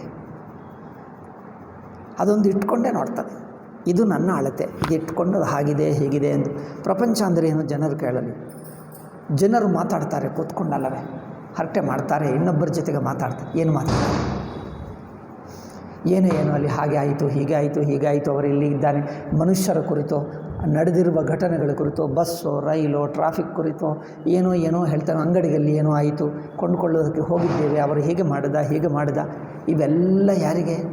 ಈ ಘಟನೆಗಳೆಲ್ಲ ಕೆಲವು ಅನುಕೂಲವಾಗಿವೆ, ಕೆಲವು ಪ್ರತಿಕೂಲವಾಗಿವೆ, ಕೆಲವು ಒಳ್ಳೆಯದು, ಕೆಲವು ಕೆಟ್ಟದ್ದು. ಇಷ್ಟೇ ಹೇಳ್ತೀವಲ್ಲ. ಒಳ್ಳೆಯದು ಕೆಟ್ಟದ್ದು ಯಾರಿಗೆ? ನನಗೆ ಅಲ್ಲವೇ? ನಾನು ಕೊಂಡುಕೊಳ್ಳಬೇಕಂದ್ರೆ ಅಯ್ಯೋ ತುಂಬ ಒಳ್ಳೆಯ ವಸ್ತು, ಅದೇನು ಒಳ್ಳೆಯ ಹಣ ಹೆಚ್ಚು ತಗೊಂಡ, ಅದೇನೋ ಯೂಸ್ಲೆಸ್ ವಸ್ತು ಕೊಟ್ಟ, ಈಗ ಬೇಜಾರಾಯಿತು. ಅದಕ್ಕೋಸ್ಕರನೇ ಇದು ಮಾತಾಡ್ತಾನೆ. ಇಲ್ಲದಿದ್ದರೆ ಮಾತಾಡೋದಕ್ಕೆ ವಿಷಯವೇನಿದೆ ಹೇಳಿ? ಮಾತಾಡೋದಕ್ಕೆ ವಿಷಯವೇ ಇಲ್ಲ. ಸುಷುಪ್ತಿಯಲ್ಲಿ ನೀವೇನಾದರೂ ಮಾತಾಡ್ತೀರಾ? ಮಾತಾಡಬೇಕಾಗಿದೆಯಾ? ಪ್ರತಿನಿತ್ಯ ಯಾರೋ ನೋಡುವ ವ್ಯಕ್ತಿಗೆ ಅವರು ಚೆನ್ನಾಗಿದ್ದಾನೆ, ಇವರು ಚೆನ್ನಾಗಿದ್ದಾನೆ, ಅವರ ಆರೋಗ್ಯವಾಗಿದ್ದಾನೆ, ಅವ್ರಿಗೇನು ತೊಂದರೆ ಇಲ್ಲ, ಅವರಿಗೆ ಉದ್ಯೋಗ ಇದೆ, ಹಣ ಇದೆ, ಮನೆ ಇದೆ, ಎಲ್ಲ ಚೆನ್ನಾಗಿದೆ, ಏನು ಮಾತಾಡ್ತೀರಿ ಹೇಳಿ? ಮಾತಾಡೋಕ್ಕೆ ಏನು ಉಳಿಯೋದೇ ಇಲ್ಲ. ಅವರು ಚೆನ್ನಾಗಿದ್ದಾರೆ, ನೀವು ಚೆನ್ನಾಗಿದ್ದೀರಿ, ಏನು ಮಾತಾಡೋಕ್ಕೆ ಇಲ್ಲ. ಸುಮ್ಮನೆ ಮುಖ ನೋಡ್ಬೋದು, ನೋಡಿ ಸುಮ್ಮನೆ ಬೇರೆ ನೋಡ್ತಾನೆ, ಇನ್ನೇನು ನೋಡ್ತಾನೆ, ಅಷ್ಟೇ, ನೋಡೋದಿಲ್ಲ. ಅಲ್ಲ, ನೋಡಲಿಕ್ಕೆ ಏನೂ ಇರುವುದಿಲ್ಲ. ಏನೋ ಒಂದು ಕಂಪ್ಲೇಂಟ್ ಇದ್ದರೆ ಅಥವಾ ಪ್ರಶಂಸಾದರೂ ಮಾಡಬೇಕು, ಕಂಪ್ಲೇಂಟ್ ಆದರೂ ಇರಬೇಕು, ಆವಾಗ ಮಾತಿರುತ್ತೆ. ಪ್ರಶಂಸಾದರೂ ಮಾಡಬೇಕು, ಕಂಪ್ಲೇಂಟ್ ನಿಂದೆ ಆದರೂ ಮಾಡಬೇಕು, ಆವಾಗ ಮಾತಾಡುವ ವಿಷಯ. ಇಲ್ಲದಿದ್ದರೆ ಮಾತಾಡುವುದಕ್ಕೆ ಏನು ಉಳಿಯೋದೇ ಇಲ್ಲ. ಅದು ಬ್ರಹ್ಮ ಅಂದರೆ ಏನು? ಮಾತಾಡೋಕ್ಕೆ ಏನೂ ಇಲ್ಲ. ಮಾತಿನಲ್ಲಿ ಏನು ಹೇಳ್ತೀರಿ? ಹೆಚ್ಚೋ ಕಮ್ಮಿಯೋ, ಅನುಕೂಲ ಪ್ರತಿಕೂಲ, ಒಳ್ಳೆಯದು ಕೆಟ್ಟದು. ಒಳ್ಳೆಯದು ಕೆಟ್ಟದು ಎನ್ನುವುದು ಒಂದಾನೊಂದು ವಿಶೇಷ ಗುಣ. ಆ ವಿಶೇಷವು ಅಂದರೆ ಹೋಲಿಸಿದಾಗಲೇ ಈ ಗುಣಗಳು ಬಂದುಬಿಡ್ತವೆ. ಪ್ರಪಂಚ ಅಂದರೆ ಇಷ್ಟೆಲ್ಲ ಹೋಲಿಕೆಗಳು, ಹೆಚ್ಚು ಕಮ್ಮಿಗಳು, ತಾರತಮ್ಯ ಎಲ್ಲವೇ ಜಗತ್ತು. ಅದಕ್ಕೋಸ್ಕರ ಜಗತ್ತಂದ್ರೇನು? ನಾಮರೂಪ, ತಾರತಮ್ಯ, ಹೆಚ್ಚು ಕಮ್ಮಿ, ಒಳ್ಳೆಯದು ಕೆಟ್ಟದು, ಇದೆಲ್ಲ ಯಾರಿಗೆ? ಜಗತ್ತೆಂಬುದು ಒಂದು ಜೀವನಿಗಿದೆ. ಜಗತ್ತು ತಾನಿಲ್ಲ, ಇದು ನೆನಪಿಟ್ಕೊಳ್ಳಿ. ಜಗತ್ತು ಎಂಬುದು ತಾನಿಲ್ಲ, ಅಂಥದ್ದಿಲ್ಲವೇ ಇಲ್ಲ. ಜಗತ್ತೆಂಬುದು ತಾನಿಲ್ಲ. ಜಗತ್ತು ನೋಡುವವನಿಗೆ ಮಾತ್ರ ಇದೆ. ಯಾರೋ ಒಬ್ಬನಿಗೆ ಜಗತ್ತು, ತಾನಿಲ್ಲ. ಯಾರು ನೋಡ್ತಾರೋ ಅವನಿಗೆ ಜಗತ್ತು, ತಾನಿಲ್ಲ, ಅಲ್ಲವೇ? ಒಳ್ಳೆಯದು ಕೆಟ್ಟದು ಅಂದರೆ ಒಳ್ಳೆಯದು ಕೆಟ್ಟದು ಯಾರಿಗೆ ಅಂದರೆ ಯಾರಿಗೆ ಅಲ್ಲ, ಸುಮ್ಮನೆ ಹೇಳ್ತಾ ಇದ್ದೀನಿ. ಯಾರಾದರೂ ಹೇಳಬಹುದಾ? ಒಳ್ಳೆಯದು ಯಾರಿಗೆ, ಕೆಟ್ಟದು ಯಾರಿಗೆ? ಅವನೇನೋ ಅನ್ಯಾಯ ಮಾಡಿದ ಅಂದರೆ ಏನು ಮಾಡಿದ ಅನ್ಯಾಯ? ಯಾರಿಗೆ? ಇವನಿಗೆ ಅಂದರೆ ಒಂದು ಅನ್ಯಾಯ ಯಾರಿಗೆ ಮಾಡುತ್ತಾನೋ ಅವನೇ ಇಲ್ಲದಿದ್ದರೆ ಅನ್ಯಾಯಕ್ಕೆ ಅರ್ಥವೇ ಇಲ್ಲ. ಇದು ವಸ್ತು ಬಿಸಿಯಾಗಿದೆ ಅಂದರೆ ಯಾರಿಗೆ ಬಿಸಿ ಅಂದರೆ? ಯಾರಿಗೆ ಬಿಸಿ ಅಂದರೆ ಯಾರಿಗೆ ಹೇಳ್ತೀರಿ? ಗೋಡೆಗೆ ಬಿಸಿ ಅಂತ ಹೇಳ್ತೀರಾ? ಕಲ್ಲುಕ್ಕೆ ಬಿಸಿ ಹೇಳ್ತೀರಾ? ಬಿಸಿ ನಮಗೆ ಮುಟ್ಟಿದ್ದರೆ ನಮಗೆ ಬಿಸಿ ಆಗ್ತದೆ, ತಂಪಾಗ್ತದೆ. ಅಂದರೆ ಆ ಬಿಸಿ ತಂಪೆಂದುವುದು, ತಂಪು ಎಂಬುವ ಅನುಭವಗಳನ್ನು ಅನುಭವಿಸುವವನು ಕರ್ತ ಭೋಕ್ತ ಜ್ಞಾತ. ಆ ಕರ್ತೃಭೋಕ್ತೃ ಸಮೇತವೇ ಜಗತ್ತು. ಜಗತ್ತಂದರೆ ಎರಡು ಇಟ್ಕೊಳ್ಳಬೇಕು, ಜ್ಞಾತಾಜ್ಞೇಯ ಎರಡು ಇಟ್ಕೊಂಡ್ರೆ ಜಗತ್ತು. ಯಾರಿಗೆ ತೋರ್ತದೋ, ಏನೆಂದು ತೋರ್ತದೋ, ಎರಡು ಸೇರಿಕೊಂಡ್ರೆ ಜಗತ್ತು. ಇದು ಎರಡಲ್ಲ, ಹೇಳುವಾಗ ಎರಡು, ಅನುಭವದಲ್ಲಿ ಒಂದೇ. ಜೀವ ಜೀವನಿಗೆ ತೋರುವ ಜಗತ್ತು ಎರಡು ಎಂಬುದಿಲ್ಲ. ಜೀವ ಅಂದರೆ ಜಗತ್ತು ಬಂದೇ ಬಿಟ್ಟಿತು, ಜಗತ್ತಂದರೆ ಜೀವ ಬಂದೇ ಬಿಟ್ಟ. ಪೇಪರ್ನ ಎರಡು ಸೈಡ್ಗಳ ಹಾಗೆ ಅಲ್ಲವೇ, ಎರಡು ಬಂದೇ ಬಿಡ್ತವೆ. ಆದ್ದರಿಂದ ಜಗತ್ತಂದರೆ ದ್ವೈತ ಜಗತ್ತೆಂದೇ ಅರ್ಥ. ಜಗತ್ತು ಅಂದರೆ ದ್ವೈತ ಜಗತ್ತು ಎಂದೇ ಅರ್ಥ. ದ್ವೈತವಿಲ್ಲದೆ ಜಗತ್ತೇ ಇಲ್ಲ. ಜಗತ್ತಂದರೆ ದ್ವೈತವೇ. ದ್ವೈತ ಅಂದರೆ ಯಾರು? ಜ್ಞಾತೃಜ್ಞೇಯ. ಜ್ಞಾತೃಗೆ ಇದೆ ಜಗತ್ತು. ಜಗತ್ತಂದರೆ ಹೀಗಿರುವುದೇ ಜಗತ್ತು. ಆದ್ದರಿಂದ ಈ ಜ್ಞಾತೃಕ್ಕೆ ಈ ಜಗತ್ತು ತೋರ್ತದೆ. ಅದರಿಂದ ಜಗತ್ತಂದರೇನು ಹೇಳ್ತಾನೆ, ಹಾಗಿದೆ ಹೀಗಿದೆ ಹೀಗಿದೆ ಎಂದು. ಇದೆಲ್ಲ ನನ್ನ ಈ ನಾನೆಂಬ ಬುದ್ಧಿ, ಕರ್ತೃ ಭೋಕ್ತೃ ಪ್ರಮಾತೃ ಎಂಬ ಇದ್ದಾನೆ, ಇವನಿಗೆ ಅನಿಸುವ ಅನಿಸಿಕೆಗಳೇ ಜಗತ್ತು. ಇವನಿಗೆ ಅನಿಸುವುದೇ ಜಗತ್ತು. ಈ ಅನಿಸಿಕೆಯಲ್ಲಿ ಎರಡು ಇದೆ. ಏನೆಂದು ಅನಿಸುತ್ತದೋ ಹಾಗನಿಸುತ್ತದೆ, ಹೀಗನಿಸುತ್ತದೆ. ಒಂದು ದಪ್ಪದು, ಒಂದು ಸಣ್ಣದು, ಒಂದು ಹತ್ತಿರ, ಒಂದು ದೂರ, ಒಂದು ಒಳ್ಳೆಯದು, ಒಂದು ಕೆಟ್ಟದು, ಒಂದು ಉಪಯೋಗ, ಒಂದು ಅನುಪಯೋಗ. ಎಷ್ಟೋ ವಿಷಯಗಳು ಹೇಳಿದ ಜಗತ್ತಿನಲ್ಲಿ ಎಷ್ಟೋ ಇವೆ, ಅದೆಲ್ಲ ನಮಗೇನು ಉಪಯೋಗವೆಲ್ಲ ಹೇಳ್ತಾರೆ. ಕೆಲವು ನೇರಾಗಿ ಬಳಸ್ಕೊಳ್ತೀವಿ, ಕೆಲವು ಬಳಸ್ಕೊಳ್ಳಲ್ಲ. ಕೆಲವು ಬಳಸ್ಕೊಳ್ಳಲ್ಲ, ಬಟ್ ಸುಮ್ಮನೆ ನೋಡಿದ್ದರೆ ನಮಗೇನೋ ಇಷ್ಟ. ಸುಮ್ಮನೆ ದೂರ ಹಣ ಖರ್ಚು ಮಾಡಿ ಮ್ಯೂಸಿಯಂಗಳು, ಪಿಕ್ನಿಕ್ಗಳು ಎಲ್ಲೆಲ್ಲೋ ಹೋಗಿ ವಿದೇಶಗಳಿಗೆ ಹೋಗಿ ನೋಡಿ ಬರ್ತಾರೆ. ಏಕಪ್ಪ ಅಂದರೆ ಏನಿದೆ ಅಲ್ಲಿ ಅಂದರೆ ಏನೋ ಹೊಸದು ನೋಡಿದ್ದರೆ ಮನಸ್ಸಿಗೆ ಆನಂದ.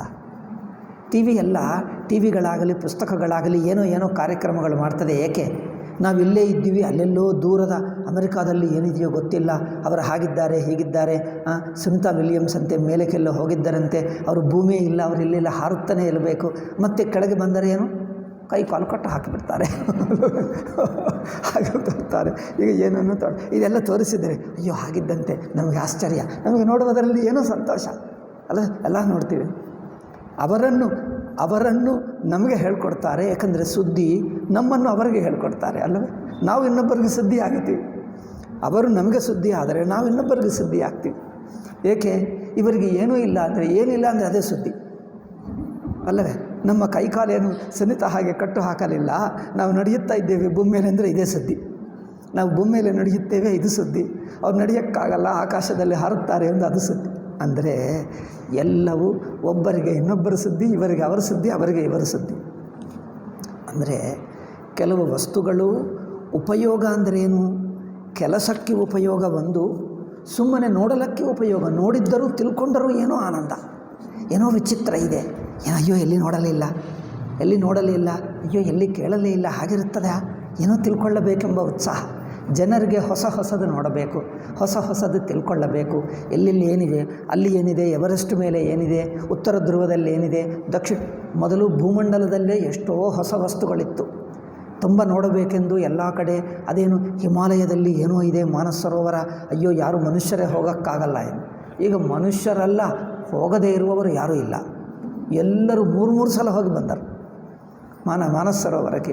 ಏನಿದೆ ಎಲ್ಲ ನೋಡಿಬಿಟ್ಟಿರೋದು. ಒಂದು ಏನು ಇದೇನು ಹೇಳ್ತಾರಪ್ಪ, ಇದೇನು ಬಸವನಗುಡಿ ರೋಡ್ ಆಗಿಬಿಟ್ಟಿತ್ತು ಅವರಿಗೆ. ಅಷ್ಟು ಸಲ ಹೋಗಿ ಬಂದರು, ಅಷ್ಟು ಸಲ ನೋಡಿ ಬಂದರು ಮಾನಸ ಸರೋವರ.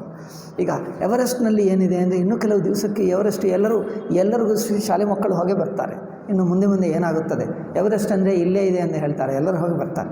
ಯಾಕಂದರೆ ಹೋಗುವ ಪದ್ಧತಿಗಳು ಇನ್ನೂ ಡೆವಲಪ್ ಆಗ್ತವೆ, ಎಲ್ಲರೂ ಹೋಗಿ ಬರ್ತಾರೆ. ಎವರೆಸ್ಟ್ನಲ್ಲಿ ಫೋಟೋ ತೊಗೊಂಡೇ ಬರ್ತಾರೆ. ಅಷ್ಟೇ ಅಲ್ಲ, ಬರ್ತ್ಡೇ ಅಲ್ಲೇ ಮಾಡ್ಕೊಳ್ತಾರೆ. ಈಗ ಎಲ್ಲರೂ ಬರ್ತ್ಡೇ ಅಲ್ಲೇ ಮಾಡ್ಕೊಳ್ತಾರೆ. మరి ಏನಾಗಿಬಿಡ್ತದೆ, ನಾರ್ಮಲ್ ಆಗಿಬಿಡ್ತದೆ. ಹಾಗೆ ಭೂಲೋಕವೆಲ್ಲ ಭೂಮಂಡಲವೆಲ್ಲ ನೋಡಿದ ನಂತರ ಜನರಿಗೆ ಕುತೂಹಲ ಬಂತು. ಇದೆಲ್ಲ ನೋಡಿಬಿಟ್ಟಿದ್ದೇವೆ, ಬೋರ್ ಆಯಿತು, ಸಾಕು, ಮೇಲಕ್ಕೆ ಹೋಗೋಣ. ಈಗ ಸುನಿತನೇ ಅಲ್ಲ, ಸುನಿತೆಯನ್ನು ನೋಡಿದ ನಂತರ ಈಗ ಎಲ್ಲರಿಗೆ ನಾವು ಹೋಗಬೇಕು, ನಾವು ಗಾಳಿಯಲ್ಲಿ ಹಾರಿದ್ದರೆ ಹೇಗಿರುತ್ತದೆ ನಾವು ನೋಡೋಣ. ಈಗ ಎಲ್ಲರಿಗೂ ಉತ್ಸಾಹ ಹುಟ್ಟಿತು. ಅಷ್ಟೇ, ಇನ್ನು ಮೇಲೆ ಒಂದು ಸ್ಪೇಸ್ ಶಿಪ್ಪು, ಎಲ್ಲರನ್ನು ಕಳಿಸ್ತೀವಿ, ಖರ್ಚೇನಿಲ್ಲ, ಎಲ್ಲರಿಗೂ 1 ಲಕ್ಷ ಸಾಕು ಅಂದರೆ ಎಲ್ಲರೂ ಹೋಗ್ತಾರೆ. ಈಗಲೇ ಹೋಗ್ತಾರೆ, ನಾವು ಹೋಗ್ತೀವಿ ಅಲ್ಲವೇ. ಇದೆಲ್ಲ ಏನು ಉಪಯೋಗ ಅಂದರೆ ಒಂದು ಕೆಲಸಕ್ಕೆ ಉಪಯೋಗವೇ ಅಲ್ಲ. ನಿಮ್ಮ ಕುತೂಹಲ, ಕ್ಯೂರಿಯಾಸಿಟಿಗೆ ಸಿಕ್ಕಿದ್ದರೂ ಅದು ಉಪಯೋಗವೇ. ಕರ್ತ ಭೋಕ್ತ ಜೀವನಲ್ಲಿ ಭೋಗಬುದ್ಧಿ ಇದೆ, ಕರ್ಮಕ್ಕೆ ಉಪಯೋಗಿಸಿಕೊಳ್ಳುವುದಿದೆ, ಕುತೂಹಲ ಎಂಬುದು ಹುಚ್ಚು.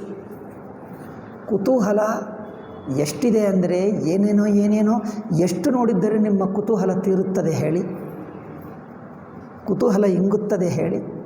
ಎಷ್ಟು ನೋಡಿದ್ದರೂ ಸಾಕಾಗಲ್ಲ. ಇನ್ನೇನಿದೆ, ಅಲ್ಲೇನಿದ್ದಾರೆ, ಅವರೇನು ಮಾಡಿದ್ದಾರೆ, ಅವರೇನು, ಇವರೇನು, ಇಲ್ಲೇನಿದೆ, ಅಲ್ಲೇನಿದೆ, ತುಂಬ ಕುತೂಹಲ. ಎಷ್ಟು ನೋಡಿದ್ದರೂ ಇನ್ನೂ ಕುತೂಹಲ ಸಾಕಾಗಲ್ಲ. ಇದಕ್ಕೆ ಇಡೀ ಪ್ರಪಂಚ ಸಾಕಾಗಲ್ಲ. ಪರಮಾತ್ಮನೇ ಇನ್ನೊಂದು 5-6 ಸೃಷ್ಟಿಗಳು ಮಾಡಬೇಕು ಏನೋ, ಈ ಒಂದು ಸೃಷ್ಟಿ ಸಾಕಾಗಲ್ಲ. ಹಾಗಾಗ್ತಾಯಿದೆ. ಅದಕ್ಕೋಸ್ಕರನೇ ನಮ್ಮ ಅಮೆರಿಕಾವರು ಅಲ್ಲಿ ಮೇಲೆಗೆ ಮಾಡಿಬಿಟ್ರು. ಸುದ್ದೇ ಇಲ್ಲ ಇಷ್ಟು ದಿವಸ, ಇಲ್ಲಿಲ್ಲೇ ಇದ್ದು ಈ ರಾಜಕಾರಣಿಗಳು ಇವರು ಬೈಯುತ್ತಾರೆ ಪರಸ್ಪರ, ಇವನೇ ಸಿದ್ದರಾಮಯ್ಯ ಸುದ್ದಿ ಬರ್ತಾ ಇದೆ. ಹೊಸ ಸುದ್ದಿ ಬರಬೇಕಂತ ಸುನೀತಾ ಮಾಡಿಬಿಟ್ರು. ನನಗೆ ಇನ್ನೊಂದು ಸುದ್ದಿ ಬಂತು. ಅಲ್ಲ, ಇದೇ ಸುದ್ದಿ ಎಷ್ಟು ರೋಸ್ ದಿನ ಕೇಳುವುದೇಕೆ, ಹೊಸ ಸುದ್ದಿ ಬಾರ. ಈಗ ಸುನೀತಾ ಸುದ್ದಿಯು ಸ್ವಲ್ಪ ಹಳೆದಾಗಿಬಿಟ್ಟಿದೆ. ಈಗ ಇನ್ನೊಂದು ಕಾಯ್ತಾ ಇದ್ದಾರೆ, ಇನ್ನೊಂದು ಏನಾದರೂ ಹೊಸದಿದೆ. ಇದೆಲ್ಲ ಏನು, ಯಾರಿಗಿದೆಲ್ಲ ಸುದ್ದಿ? ಕುತೂಹಲ ನಮಗೆ. ಈ ನಾನು ಬುದ್ಧಿ ಇದ್ದಾನೆ ಜೀವ, ಇವನಿಗೆ ಏನು ಬೇಕೋ ಎಷ್ಟು ಬೇಕೋ ಅದರಿಂದ ಎಷ್ಟೆಷ್ಟು ಬೇಕೋ ಅಷ್ಟಷ್ಟು ದೊಡ್ಡ ಪ್ರಪಂಚ ಯಾವುದು? ನಮ್ಮ ಕುತೂಹಲಕ್ಕೆ, ನಮ್ಮ ಕರ್ತೃತ್ವಕ್ಕೆ, ನಮ್ಮ ಭೋಕ್ತೃತ್ವಕ್ಕೆ, ನಮ್ಮ ಜ್ಞಾತೃತ್ವಕ್ಕೆ ಬೇಕಾಗಿರುವುದೆಲ್ಲ ಪ್ರಪಂಚ. ನಿಮಗೆ ಎಷ್ಟೆಷ್ಟು ಬೇಕೋ ಅಷ್ಟಷ್ಟು. ಮೇಲಕ್ಕೂ ಅಂತರಿಕ್ಷಕ್ಕೆ ಏಕೆ ಹೋಗ್ತಾರೋ ಗೊತ್ತಾ? ಅಲ್ಲಿ ಚಂದ್ರಮಂಡಲದಲ್ಲೋ ಮೊದಲು ಚಂದ್ರಮಂಡಲ ಪ್ರಯತ್ನ ಮಾಡಿದ್ದರು, ನಂತರ ಆಗಲ್ಲ ಎಂದು ಅದೇನು ಕುಜಗ್ರಹ ಮಾರ್ಸ್ ಎಂದು ಪ್ರಯತ್ನ ಮಾಡ್ತಾ ಇದ್ದಾರೆ. ಅಲ್ಲಿ ಒಂದು ಮನೆ ಕಟ್ಕೊಂಡು ಅಲ್ಲೇ ಇರಬಹುದಾ? ಅಲ್ಲೇ ಇದ್ದು ಬಿಟ್ಟರೆ ಅಲ್ಲೇ ಒಂದು ದೊಡ್ಡ ದೇಶ ಆಗಿಬಿಡ್ತದೆ, ಅಮೆರಿಕ ಅಷ್ಟು ದೇಶ. ಅದು ತುಂಬಿಬಿಟ್ಟರೆ ಏನಾಗುತ್ತದೆ? ಕುಜಗ್ರಹ ಎಲ್ಲ ತುಂಬಿಬಿಡ್ತದೆ. ಕುಜಗ್ರಹ ತುಂಬಿಬಿಟ್ಟರೆ ಜಾಗ ಸಾಕಾಗಲ್ಲ, ಮತ್ತೆ ಚಂದ್ರಮಂಡಲಕ್ಕೆ ಹೋಗ್ತಾರೆ. ಚಂದ್ರ ತುಂಬಿಬಿಟ್ಟರೆ ಏನಾಗುತ್ತದೆ? ಮತ್ತೆ ಇನ್ನೊಂದು ಗ್ರಹ ಹೋಗ್ತಾರೆ, ಬುಧ ಹೋಗುತ್ತಾರೆ, ಶುಕ್ರ ಹೋಗುತ್ತಾರೆ, ಶನಿ ಹೋಗುತ್ತಾರೆ. ಅದೆಲ್ಲ ತುಂಬಿಬಿಟ್ಟರೆ ಮತ್ತೇನಾಗ್ತಾರೆ? ಸೂರ್ಯನ ಕಡೆ ಹೋಗ್ತಾರೆ. ಸೂರ್ಯನ ತುಂಬಿಬಿಟ್ಟರೆ ಏನಾಗ್ತಾರೆ? ಜಾಗನೇ ಇಲ್ಲ. ಈಗ ಒಂದೇ ದಾರಿ, ನಾವೆಲ್ಲರೂ ಸತ್ತು ಹೋದರೆ ಮತ್ತೆ ಇನ್ನೊಬ್ಬರು ಬದುಕೋಕ್ಕಾಗುತ್ತದೆ. ಈಗ ನಾವೆಲ್ಲರೂ ಸಾಯುವುದೇ ಒಂದೇ ದಾರಿ. ಅವರಿಗೆ ಸಾಯದಿದ್ದರೆ ಪ್ರಪಂಚ ಆಗಲ್ಲ. ಈಗ ಹಾಗೆ ಅಂಥದ್ದೇನೋ ಆಗುತ್ತದೆ. ಅದಕ್ಕೋಸ್ಕರ ನಮ್ಮ ಶಾಸ್ತ್ರದಲ್ಲಿ ಹೇಳಿದ ಪ್ರಳಯ, ಅತಿಯಾಗಿ ಬುದ್ಧಿ ಬಂದರೆ ಈಗ ಪ್ರಪಂಚ ಬದುಕೋಕ್ಕಾಗಲ್ಲ. ಈಗ ಆವಾಗ ಪ್ರಳಯ ಆಗಲೇಬೇಕು. ಪ್ರಳಯ ಯಾರೂ ಮಾಡಬೇಕಾಗಿಲ್ಲ, ಅದು ಆಟೋಮೆಟಿಕ್ ಆಗೇ ಬಿಡ್ತದೆ ಅಲ್ಲವೇ? ಜನರು ಹೆಚ್ಚಾಗಿ ಬಿಟ್ಟರೆ ಬದುಕೋಕ್ಕೆ ಆಗಲ್ಲ. ಯಾರೋ ಕೆಲವರು ಸತ್ತರೆ ಇನ್ನೊಬ್ಬರು ಬದುಕೋಕ್ಕಾಗ್ತದೆ. ಪ್ರಳಯ ಹಾಗೆ ಬಿಡ್ತದೆ, ಯಾರೂ ನಿಲ್ಲಿಸೋಕ್ಕಾಗಲ್ಲ, ಅದು ಬಂದೇ ಬಿಡ್ತದೆ. ಈಗ ಹಾಗೆ ಆಗಿಬಿಡ್ತದೆ. ಆಯಿತು, ಇದೆಲ್ಲ ಏನು? ಸೃಷ್ಟಿಯಾಗಲಿ, ಸ್ಥಿತಿಯಾಗಲಿ, ಪ್ರಳಯವಾಗಲಿ, ಬಗೆಯಾಗಲಿ, ಇದೆಲ್ಲ ಈ ನೋಡುವ ಅಹಂ ಬುದ್ಧಿಗೆ, ಜೀವಬುದ್ಧಿಗೆ ಪ್ರಪಂಚ. ಇಷ್ಟೆಲ್ಲ ಪ್ರಪಂಚ ಇರಲಿಲ್ಲ ಎಂದು ಹೇಳುತ್ತಾ ಇದೆ. ಅಂದರೆ ಇದೆಲ್ಲವನ್ನು ದಾಟಿಸಿ, ಅದು ಹೇಗೆ? ನಿಮ್ಮ ಸುಷುಪ್ತಿ ಅನುಭವವೇ ನೋಡು, ನೀವಲ್ಲಿ ಹೇಗಿದ್ದೀ ನೋಡು. ಇದೆಲ್ಲ ಅದರಿಂದ ಹುಟ್ಟುಕೊಂಡು ಬಂದಿದೆ ಎಂದಲ್ಲ, ಅದನ್ನೇ ಇದಾಗಿ ತಪ್ಪಾಗಿ ನೋಡ್ತಾ ಇದ್ದೀವಿ ಅಷ್ಟೇ. ಜಸ್ಟ್ ತೋರ್ತಾ ಇದೆ ಅಷ್ಟೇ. ತೋರುವುದೇ ಸೃಷ್ಟಿ. ತಪ್ಪಾಗಿ ತೋರುವುದಂದರೆ ಇದ್ದದ್ದು ತೋರುವುದಲ್ಲ, ಅದು ಇರುವುದು ಒಂದು, ಇನ್ನೊಂದಾಗಿ ತೋರ್ತಾ ಇದೆ. ಇರುವುದಾಗಿ ಬಿಟ್ಟು ಇನ್ನೊಂದಾಗಿ ತಪ್ಪಾಗಿ ತೋರ್ತಾ ಇದೆ. ಹಾಗೆ ಈ ಅನಿಸಿಕೆ ಜಗತ್ತು ಬಗೆಯಾಗಿ ಅನಿಸುವುದೇ ಅಲ್ಲ, ನಾನು ಒಂದು ವಿಚಿತ್ರ ಮನುಷ್ಯನಾಗಿದ್ದೇನೆ ಎಂದು ಇದು ನಮ್ಮ ಅನಿಸಿಕೆನೇ. ನಾವೇನು ವಿಚಿತ್ರ, ಏನು ಬೇಕೋ ನಮಗೆ ಗೊತ್ತಿಲ್ಲ. ಏನು ಬೇಕು ಅಂದರೆ ಅದು ಗೊತ್ತಿಲ್ಲ. ಇದು ಬೇಕಾ ಅಂದರೆ ಹೌದು ಹೇಳ್ತಾನೆ, ನಂತರ ಅದು ಬೇಡ ಹೇಳ್ತಾನೆ.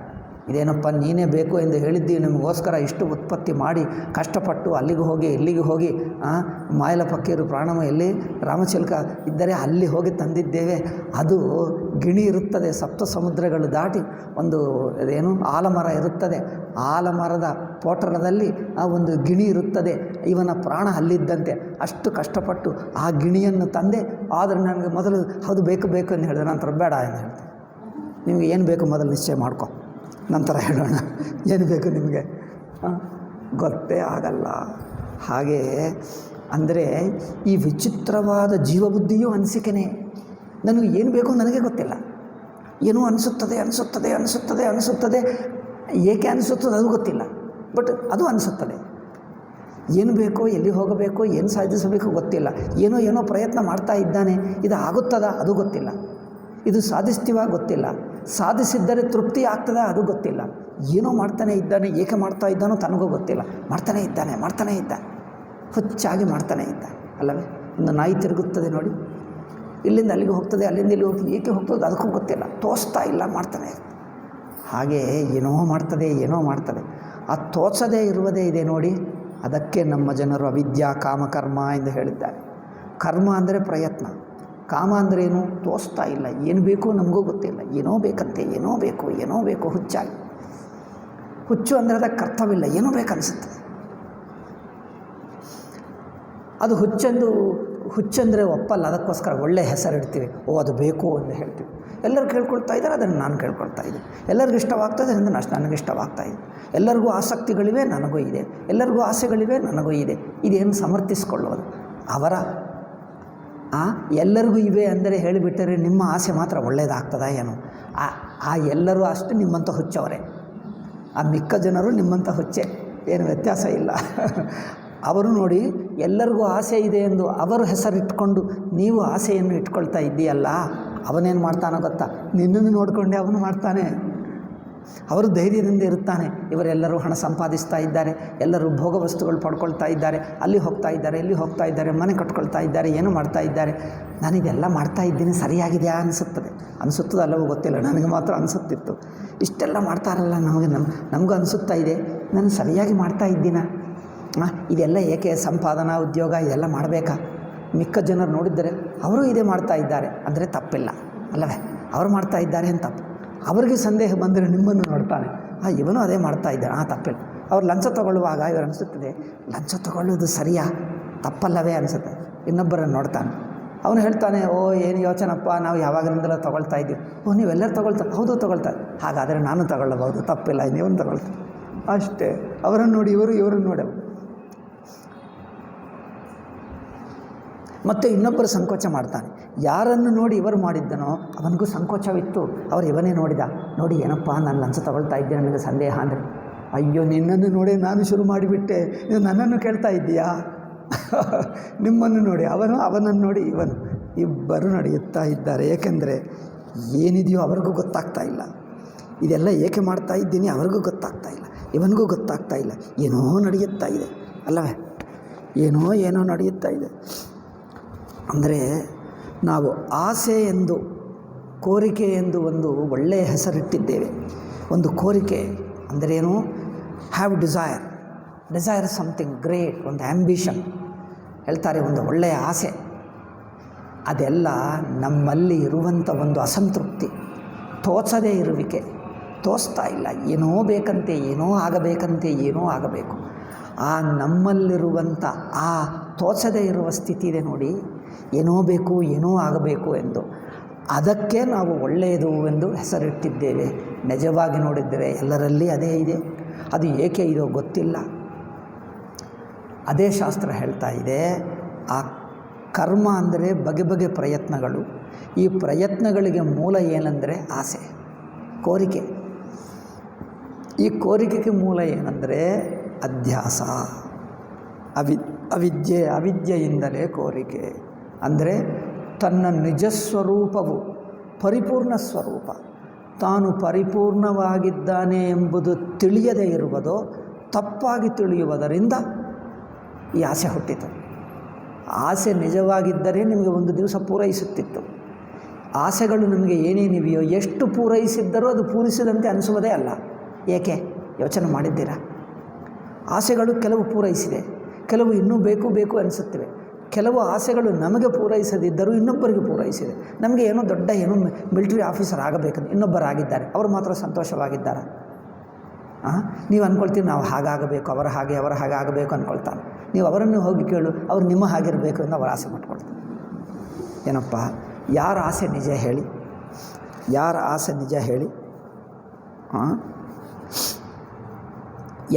ಆಸೆ ಹೇಳಿ? ಅಂದರೆ ತನ್ನಲ್ಲಿ ಇಲ್ಲದೇ ಇರುವುದು ಬೇಕೆನಿಸುವುದೇ ಆಸೆ ಅಷ್ಟೇ. ಆಸೆಗೋಸ್ಕರ ಅಲ್ಲ. ಏನೋ ತೋಚಲ್ಲ, ಏನೋ ಬೇಕನ್ನಿಸುತ್ತಾ ಇದೆ, ತನ್ನಲ್ಲಿ ಏನೋ ಕೊರತೆ ಇದೆ, ಅದರಿಂದ ಏನೋ ಕೋರಿಕೆ ಹುಟ್ಟಿದೆ ಅಷ್ಟೇ. ಆ ಕೋರಿಕೆಗೆ ಅರ್ಥ ಇಲ್ಲ, ಏನೋ ಕೊರತೆ ಇದೆ. ಶಾಸ್ತ್ರ ಏನು ಹೇಳ್ತದೆ? ಏನೋ ಕೊರತೆ ಇದೆ ಅನಿಸುತ್ತಾ ಇದೆ, ಅದೇ ಅಧ್ಯಾಸ. ನಿಮಗೆ ನಿಜವಾದ ಕೊರತೆಯೇ ಇಲ್ಲ. ಅಯ್ಯೋ ನಮ್ಗೆ ಅನಿಸುತ್ತಾ ಇದೆ ಏಕೆ? ಅದೇ ಹೇಳ್ತಾ ಇದ್ದೀನಿ, ನಿಮ್ಮ ಅನಿಸಿಕೆನೇ ಹೊರತಲ್ಲಿ ನಿಜವಾಗಿಲ್ಲ. ಅದು ತಪ್ಪು ಎಂದು ತಪ್ಪು ತಿಳುವಳಿಕೆ. ಕೊರತೆ ಯಾವಾಗ ಅನಿಸಬೇಕು? ನಿಜವಾದ ಕೊರತೆ ಇದ್ದರೆ ಕೊರತೆ ಅನಿಸಬೇಕು. ನೀನೇ ಪರಿಪೂರ್ಣವಾಗಿರುವಾಗ ನಿಮಗೆ ಕೊರತೆ ಏಕೆ ಅನಿಸಬೇಕು? ಅದು ಗೊತ್ತಿಲ್ಲ, ನನಗೆ ಅನಿಸುತ್ತಾ ಇದೆ. ಬಟ್ ನೀನು ಬ್ರಹ್ಮ ಆಗಿರುವಾಗ ಕೊರತೆ ಏಕೆ ಅನಿಸಬೇಕು? ಹೌದು, ಇದು ಆಶ್ಚರ್ಯವೇ? ಅದೇ ತಪ್ಪು ತಿಳುವಳಿಕೆ. ನೀನೇ ಪರಿಪೂರ್ಣವಾಗಿರುವಾಗ ಎಲ್ಲ ನೀನೇ ಆಗಿದೆ, ಎಲ್ಲ ಏನೇನು ಬೇಕೋ ಅದೆಲ್ಲ ನೀನೇ, ಮತ್ತು ಯಾವುದೂ ಇಲ್ಲ ನನಗೆ, ಎಲ್ಲವೂ ಕಮ್ಮಿ, ಎಲ್ಲವೂ ಕೊರತೆ ಏಕೆ ಅನಿಸಬೇಕು? ಏನೂ ಅನಿಸುತ್ತದೆ. ಈಗ ಇದೇ ಭ್ರಾಂತಿ, ಇದೇ ತಪ್ಪು ತಿಳುವಳಿಕೆ, ತಪ್ಪಾಗಿ ಅನಿಸಿಕೆ ಎಂದರ್ಥ. ನೀನು ಪೂರ್ಣವಾಗಿದ್ದೀವಿ, ನಿನಗೆ ನಿಜವಾಗಿ ಕೊರತೆ ಇಲ್ಲ, ಕೊರತೆ ಅನಿಸುತ್ತದೆ, ಅನಿಸಿಕೆಗೆ ಅರ್ಥ ಇಲ್ಲ. ಏಕೆ? ಬೆಂಕಿ ಬಿಸಿಯಾಗಿದ್ದರೂ ಅದು ಬಿಸಿಯಲ್ಲ ಅನಿಸಿದ್ದರೆ ಏನು ಹೇಳಬೇಕು? ಅದು ಬಿಸಿಯಾಗಿದೆ ನೋಡು ಅಂದರೆ ಬಿಸಿ ಅಲ್ಲ ಅಂದರೆ ಬಿಸಿಯೇ ಇದೆ, ಇನ್ನೇನು ಅಲ್ಲ ಅಂದರೆ ಇವರು ಬುದ್ಧಿಗೆ ಏನೋ ತಪ್ಪಾಯಿತು ಎಂದು ಹೇಳ್ತೀವಿ ಅಷ್ಟೇ. ಬಿಸಿ ಇರುವಾಗ ಬಿಸಿ ಅಲ್ಲ ಏಕೆ ಹೇಳುವುದು? ಹಾಗೆ ತಾನು ಬ್ರಹ್ಮ, ತಾನೇ ಪರಿಪೂರ್ಣವಾಗಿದ್ದರೂ ತಾನಲ್ಲ, ತನಗೆ ಏನೋ ಕೊರತೆ ಇದೆ ಅನಿಸುತ್ತದೆ. ಆ ಕೊರತೆಯಿಂದ ಆಸೆ, ಆ ಆಸೆಯಿಂದ ಪ್ರಯತ್ನ, ಏನೋ ಕೆಲಸ, ಏನೋ ಹೋರಾಟ ಅಂದರೆ ಸುಮ್ಮನೆ ಕೆಲಸ ಅಲ್ಲ, ಭಯಂಕರ ಕಷ್ಟಗಳು, ಏನೇನೋ ಕಷ್ಟಪಟ್ಕೊಳ್ತಾನೆ, ಅಪಮಾನಗಳು, ಅನ್ಯಾಯಗಳು, ದುಃಖಗಳು ಅನುಭವಿಸ್ತಾನೆ. ಅಯ್ಯೋ ನನಗೆ ಇಷ್ಟು ಅನ್ಯಾಯವಾಯಿತು ಅಳುತ್ತಾನೆ, ಮತ್ತೆ ಅದೇ ಪ್ರಯತ್ನ ಮಾಡ್ತಾನೆ, ಅಳುತ್ತಾನೆ, ದುಃಖ ಪಟ್ಕೊಳ್ತಾನೆ, ಏನೋ ಆಸ್ಪತ್ರೆಗೆ ಹೋಗ್ತಾನೆ, ಔಷಧ ತೊಗೊಳ್ತಾನೆ, ಮತ್ತೆ ಅದೇ ಮಾಡ್ತಾನೆ. ಏಕೆ ಬೇಕು? ಆಸೆ ಬಿಡಲ್ಲ. ಏನೋ ಬೇಕು ಅನಿಸುತ್ತಾನೇ ಇರ್ತದೆ ಅಲ್ಲವೇ? ಜನರು ಪಾಪ ಎಷ್ಟು ಕಷ್ಟಪಟ್ಕೊಂಡು ತಿರುಗುತ್ತಾರೆ. ಅಯ್ಯೋ ನಮಗೆ ಬೇಕೇ ಬೇಕು, ಎಲ್ಲರೂ ಪಡ್ಕೊಳ್ತಾರೆ, ನಮಗಿಲ್ಲವಾ? ನಾವೇಕೆ ಪಡೆಯಬಾರದು? ಅವರಿಗೆ ದುಃಖ ಆಗ್ತಾ ಇದೆ, ನೀನೇ ಹೇಳಿದ್ದೀಯಲ್ಲ ನಿಮಗೆ ಅನ್ಯಾಯವಾಗ್ತಾ ಇದೆ, ಅವರ ಜೊತೆಗೆ ಪೈಪೋಟಿ ಮಾಡಬೇಕು, ಹೋರಾಡಬೇಕು, ಕಷ್ಟ ಆಗ್ತಾ ಇದೆ, ನೀನೇ ಹೇಳಿದ್ದೀವಿ. ನಾನೇ ಹೇಳಿದ್ದೀನಿ ಅಷ್ಟು ಕಷ್ಟಪಡೋದು ಏಕಪ್ಪ, ಎಲ್ಲಿದ್ದೀವಿ ಅಲ್ಲೇ ಇರಿಸಿಕವಾಗಿರು ಅಂದರೆ, ಅವರೆಲ್ಲರೂ ಪಡ್ಕೊಳ್ತಾ ಇದ್ದಾರೆ, ನಾನು ಪಡೆಯಬಾರದಾ? ಈಗೇಕೆ ನನ್ನನ್ನು ಹೇಳ್ತಾ ಇದ್ದೆ?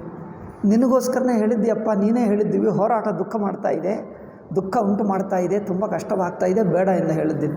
ಅಂದರೆ ಅವರೆಲ್ಲ ಪಡ್ಕೊಂಡು ನಾನು ಪಡೆಯಬಾರದಾ? ಆಯಿತು, ಅವ್ರು ಪಡ್ಕೊಂಡ್ರೆ ದುಃಖ ಆಗ್ತಾಯಿದೆ, ಅದಕ್ಕೆ ನಾನೇನು ಮಾಡಬೇಕು? ಹೋರಾಟವೇ ದುಃಖ. ಹೋರಾಟ ಏಕೆ? ಸಿಗ್ತದೋ ಅಲ್ಲವೋ?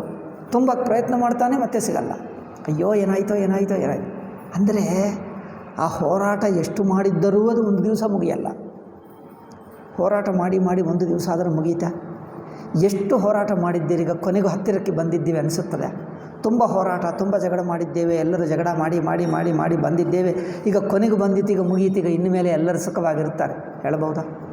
ಅಲ್ಲ, ಯಾವಾಗ ಮುಗಿಯುತ್ತದೋ ಗೊತ್ತೇ ಇಲ್ಲ. ಎಷ್ಟು ಹೋರಾಡಿದ್ದರೂ ಮತ್ತೆ ಹೋರಾಡಲೇಬೇಕು, ಎಷ್ಟು ಪೈಪೋಟಿ ಮಾಡಿದ್ದರೂ ಇನ್ನೂ ಮಾಡಲೇಬೇಕು, ಎಷ್ಟು ಜಗಳ ಮಾಡಿದ್ದರೂ ಇನ್ನೂ ಜಗಳ ಮಾಡಲೇಬೇಕು. ಯಾವಾಗ ಮುಗಿಯುತ್ತದೆ? ಇದು ಒಂದು ದಿವಸ ಮುಗಿಯಲ್ಲ. ಏಕೆ ಅಂದರೆ ಅದು ಮಾಡಬೇಕೆಂದು ನಮ್ಮ ಒಳಗಿನಿಂದ ತಳ್ಳುತ್ತಾ ಇದೆ ಏನೋ ಒಂದು ಆಸೆ. ಆ ಆಸೆ ಏಕಿದೆ ಅಂದರೆ ನಮ್ಮಲ್ಲಿ ಕೊರತೆ. ನೋಡಿ ಎಲ್ಲಿಂದ ಎಲ್ಲಿಗೆ ಹೋಗಿದ್ದೀವಿ. ಶಾಸ್ತ್ರ ಹೇಳುವುದು ಅವಿದ್ಯಾ ಕಾಮಕರ್ಮ. ಈ ಅವಿದ್ಯಾ ಕಾಮಕರ್ಮ ದೃಷ್ಟಿಯಿಂದ, ಅವಿದ್ಯಾ ಕಾಮಕರ್ಮ ಎಂಬುದು ಒಂದು ಅನಿಸಿಕೆ, ಒಂದು ದೃಷ್ಟಿ. ಅವಿದ್ಯಾ ಕಾಮಕರ್ಮ ಎಂಬುದು ಒಂದು ಅನಿಸಿಕೆ, ಒಂದು ದೃಷ್ಟಿ. ಆ ದೃಷ್ಟಿಗೆ ನಾನು ಜಗತ್ತು ಹೀಗಿದ್ದೇನೆ ಎಲ್ಲವೂ ಅನಿಸುತ್ತೆ. ಈ ಅನಿಸಿಕೆ ಎಂಥದ್ದು? ಈ ಅನಿಸಿಕೆ ತಪ್ಪು ಏಕೆ ಹೇಳ್ತಾ ಇದ್ದೀವಿ ಅಂದರೆ, ಈ ಅನಿಸಿಕೆಯಲ್ಲಿರುವವನಿಗೆ ಯಾವಾಗಲೂ ತೃಪ್ತಿ ಇಲ್ಲ. ಏನೋ ತಳ್ಳುತ್ತದೆ, ಏನೋ ಮಾಡಿಸ್ತದೆ. ಇಷ್ಟು ಮಾಡಿಸಿದರೂ ಪ್ರಯೋಜನವಿಲ್ಲ, ಫಲವು ಮಾತ್ರ ಇಲ್ಲ. ಇಷ್ಟು ಹೋರಾಟ ಮಾಡಿದ್ದಕ್ಕೆ ಸಾಕಷ್ಟು ಫಲವೇ ಇಲ್ಲ. ಫಲವು ಪಡ್ಕೊಂಡರೂ ಮತ್ತೆ ಅದೇ ದುಃಖ, ಮತ್ತೆ ಅದೇ ಕೊರತ, ಮತ್ತೆ ಅದೇ ಬೇಜಾರು.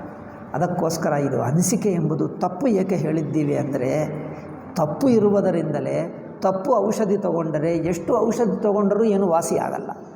ಎಷ್ಟು ಔಷಧಿ ಹಚ್ಚಿದ್ದರೂ ಅದು ವಾಸಿ ಆಗ್ತಾ ಇಲ್ಲ ಅಂದರೆ ಅದು ಔಷಧಿ ಅದಕ್ಕೆ ತಕ್ಕ ಔಷಧಿ ಅಲ್ಲ, ಆ ರೋಗಕ್ಕೆ ಔಷಧಿ ಅಲ್ಲ, ಅದು ಬೇರೆ. ಅದಕ್ಕೋಸ್ಕರ ನೀವು ಎಷ್ಟು ಮಾಡಿದರೂ ವೇಸ್ಟ್ ಆಗ್ತಾಯಿದೆ. ನಮ್ಮ ಪ್ರಯತ್ನಗಳೆಲ್ಲ ವೇಸ್ಟ್. ಏಕೆ ಅಂದರೆ ಯಾವ ಪ್ರಯತ್ನದಿಂದಲೂ ನಮ್ಮ ನಿಜವಾದ ಆಸೆ ಪೂರೈಸಲ್ಲ. ಏಕೆ ಅಂದರೆ ಆ ಪ್ರಯತ್ನವು ಈ ಆಸೆ ಪೂರೈಸುವುದಕ್ಕೆ ಬಂದಿಲ್ಲ. ಅದು ತಿಳ್ಕೊಂಡರೆ ವೈರಾಗ್ಯ ಬರುತ್ತೆ. ನಾವು ಜೀವನ ಮಾಡುತ್ತಿರುವ ಹೋರಾಟದಿಂದ ನಿಮ್ಮ ಜೀವನ ಒಂದು ಒಳಹೊಕ್ಕಿನ ಅಭಿಲಾಷೆ ಇದೆ, ಆಸೆ ಇದೆ ನೋಡಿ. ಆಸೆ ಪೂರೈಸುವುದಕ್ಕಲ್ಲ ನಿಮ್ಮ ಹೋರಾಟ ಏಕಿದೆ ಅಂದರೆ ತಪ್ಪು ಹೋರಾಟ. ಅದಕ್ಕೋಸ್ಕರ ನೀವು ಏನು ಮಾಡಿದ್ದರೂ ಅದರಿಂದ ಪ್ರಯೋಜನವೇ ಆಗಲ್ಲ. ತುಂಬ ಮಾಡ್ತಾನೆ ಹೋರಾಟ. ಎಷ್ಟು ಹೋರಾಟ ಮಾಡಿದ್ದರೂ ತೃಪ್ತಿ ಆಗಲ್ಲ, ಪ್ರಯತ್ನ ಫಲವಂತ ಆಗಲ್ಲ. ಏಕೆ ಅಂದರೆ ಹೋರಾಟನೇ ರಾಂಗ್, ತಪ್ಪು ದಾರಿಯಲ್ಲಿದೆ. ತಪ್ಪು ದಾರಿಯಲ್ಲಿದ್ದರು, ಎಷ್ಟು ಹುಡುಕಿದ್ದರೂ ಸಿಗ್ತಾನೇ ಇಲ್ಲ. ಏಕೆ ಅಂದರೆ ಅಲ್ಲಿ ಇಲ್ಲವೇ ಇಲ್ಲ. ನೀವು ಹುಡುಕಿದ್ದರೆ ಏನು ಪ್ರಯೋಜನ? ಹುಡುಕ್ತಾನೆ ಅಲ್ಲಿ ಇಲ್ಲವೇ ಇಲ್ಲ. ಅಯ್ಯೋ ನಾನು ತುಂಬ ಕಷ್ಟಪಟ್ಟೆ, ಏಕೆ ಕಷ್ಟಪಡ, ಅಲ್ಲಿ ಇಲ್ಲವೇ ಇಲ್ಲ. ಹಾಗೆ ಹೋರಾಟ ವ್ಯರ್ಥ, ಆಸೆನೂ ವ್ಯರ್ಥ. ಏನೋ ಬೇಕಂದ್ರೆ ಏನು ಬೇಕು ಪರಿಪೂರ್ಣದ ನೀನೇ ಆಗಿದ್ದೆ. ಹೊರಗೆ ಏಕೆ ಹುಡುಕುವುದು? ಹೊರಗೆ ಹುಡುಕಿದ್ದರೆ ಅರ್ಥವೇ ಇಲ್ಲ. ಹೊರಗೆ ಹುಡುಕುವುದೇ ತಪ್ಪು. ಬಟ್ ನನಗೆ ಬೇಕನ್ನಿಸುತ್ತಾ ಇದೆ, ಆಗ ನಿಮಗೆ ಅನಿಸಿಕೆನೇ ತಪ್ಪು. ನನಗೆ ಬೇಕು ಅನಿಸುತ್ತದೆ, ಅಯ್ಯೋ ನನಗೆ ಇಲ್ಲ ನನಗೆ ಬೇಕು, ನನಗೆ ಇಲ್ಲ ನನಗೆ ಬೇಕು, ಎರಡು ತಪ್ಪೆ. ನನಗೆ ಇಲ್ಲ ಎನಿಸುವುದು ತಪ್ಪು, ನನಗೆ ಬೇಕು ಅನಿಸುವುದು ತಪ್ಪು, ಎರಡೇ ತಪ್ಪು. ಅಯ್ಯೋ ಇದು ಯಾರೂ ಹೇಳಲಿಲ್ಲ. ಅದಕ್ಕೋಸ್ಕರನೇ ನಾವು ಬಂದಿದ್ದೇವೆ, ವೇದಾಂತ ಹೇಳ್ತಾ ಇದ್ದೇವೆ. ಇದು ತಿಳಿಸಬೇಕೆಂದು ವೇದಾಂತ. ಮೊದಲು ಹೇಳಿದ್ದಾರೆ, ಎಲ್ಲರೂ ಕಷ್ಟಪಡ್ತಾ ಇದ್ದಾರೆ, ಎಲ್ಲರೂ ತುಂಬ ಪಡ್ಕೊಳ್ಳರು, ಉದ್ಯೋಗ ಹಣ ಎಲ್ಲ ಪಡ್ಕೊಂಡರು, ನಮ್ಮನ್ನು ಮಾತ್ರ ಎಲ್ಲ ಏನು ಪಡ್ಕೊಳ್ಳದೆ ಸುಮ್ಮನೆ ಕೂತಿರ್ಬೇಕಾ, ಬಡವರಾಗಿರಬೇಕಾ, ತುಂಬ ಕಷ್ಟಪಡಬೇಕಾ? ನಮಗೇನು ಬೇಡ, ನಿಮ್ಮ ವೇದಾಂತ ನಮಗೇನು ಬೇಡ. ನಾವು ಹೆಚ್ಚು ಕಷ್ಟಪಟ್ಟರೆ ಹೆಚ್ಚು ಹಣ ಹೇಗೆ ಬರ್ತದೆ ಅದು ಹೇಳ್ಕೊಡಿ, ಇದೇನು ಬೇಡ ನಮಗೆ. ಹಾಗಾದರೆ ಮಾಡ್ಕೊ, ನಿಮಗೆ ಇದ್ದೇ ಇದೆ, ನೀವೇ ಮಾಡ್ಕೊ. ನಿಮ್ಗೆ ಯಾವಾಗ ಮಾಡಿ ಬೇಜಾರಾಗ್ತದೋ ಇಲ್ಲಿ ಬಾ, ಅಷ್ಟುವರೆಗೂ ನಾವೇನು ಹೇಳಲ್ಲ, ನೀವು ಮಾಡ್ಕೊ. ಅದೇ ಬೇಜಾರು ನಿಮಗೆ ಹೇಳ್ಕೊಡ್ತದೆ, ಮಾಡ್ಕೊ.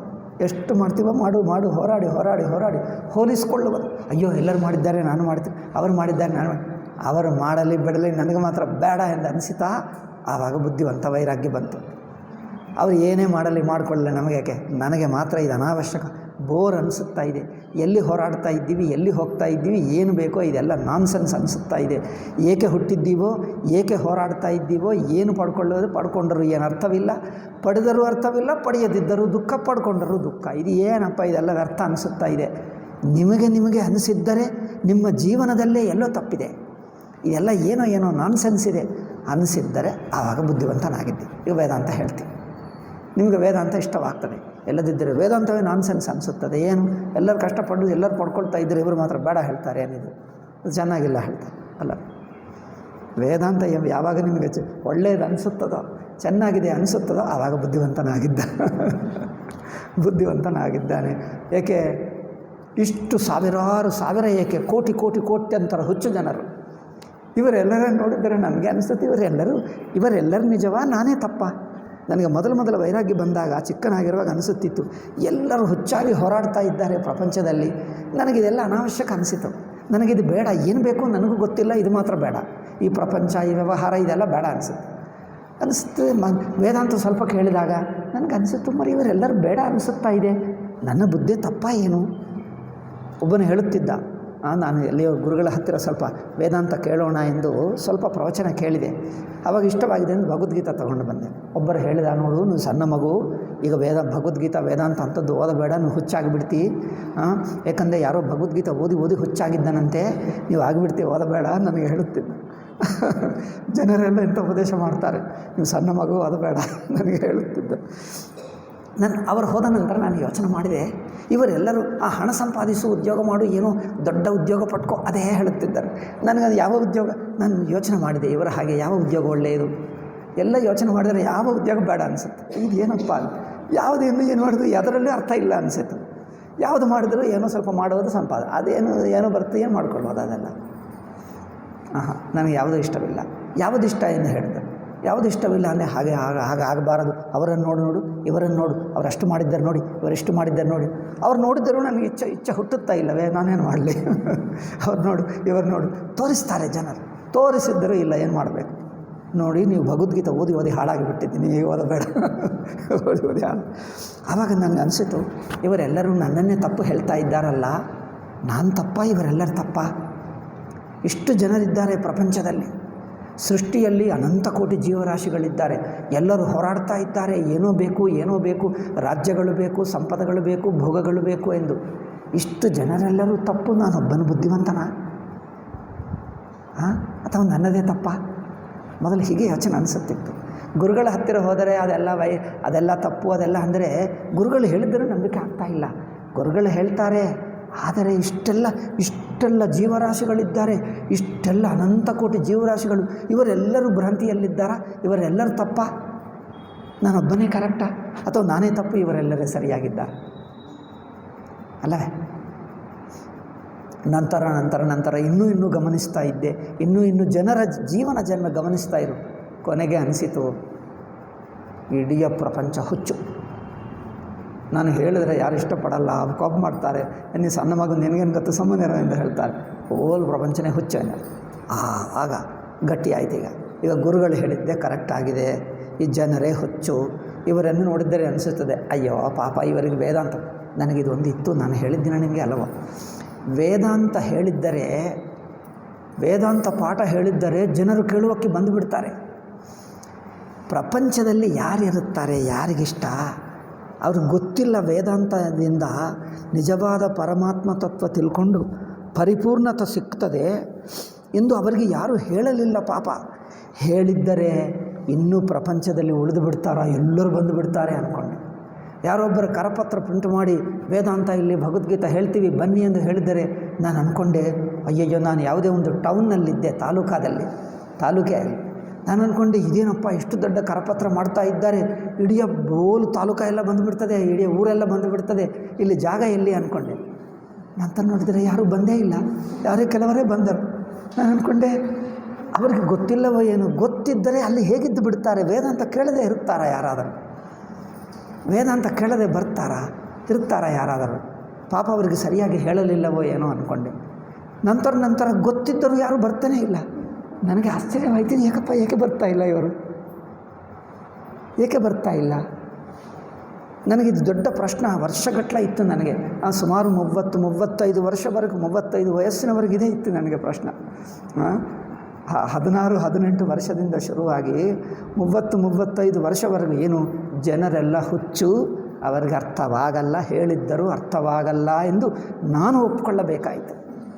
ಅಷ್ಟುವರೆಗಲ್ಲ ಜನರಿಗೆ ಪಾಪ ಗೊತ್ತಿಲ್ಲ. ಅದಕ್ಕೋಸ್ಕರ ನಾನು ಋಷಿಕೇಶ್ನಲ್ಲಿ ಅಲ್ಲಿ ಓದಿಕೊಂಡು ಹೈದರಾಬಾದ್ಗೆ ಬಂದೆ. ಪಾಪ ಇವರಿಗೆ ಗೊತ್ತಿಲ್ಲ ಹೇಳಿಬಿಟ್ರೆ ಎಂದು ನಾನು ಹೇಳುತ್ತಿದ್ದೆ. ಹೇಳಿದ್ದರೂ ಏನಿಲ್ಲ, ಸುಮ್ಮನೆ ಕೇಳ್ತಾರೆ, ಮತ್ತು ತನ್ನ ಕೆಲಸ ತನ್ನ ಸಂಪಾದನೆ ತನ್ನದೇ. ಇವ್ರಿಗೆ ಪಾಪ ಸರಿಯಾಗಿ ಕೇಳಲು ಮತ್ತೊಂದು ಸರಿ ಮತ್ತೆ ಅಲ್ಲೇ ಇರ್ತಾರೆ.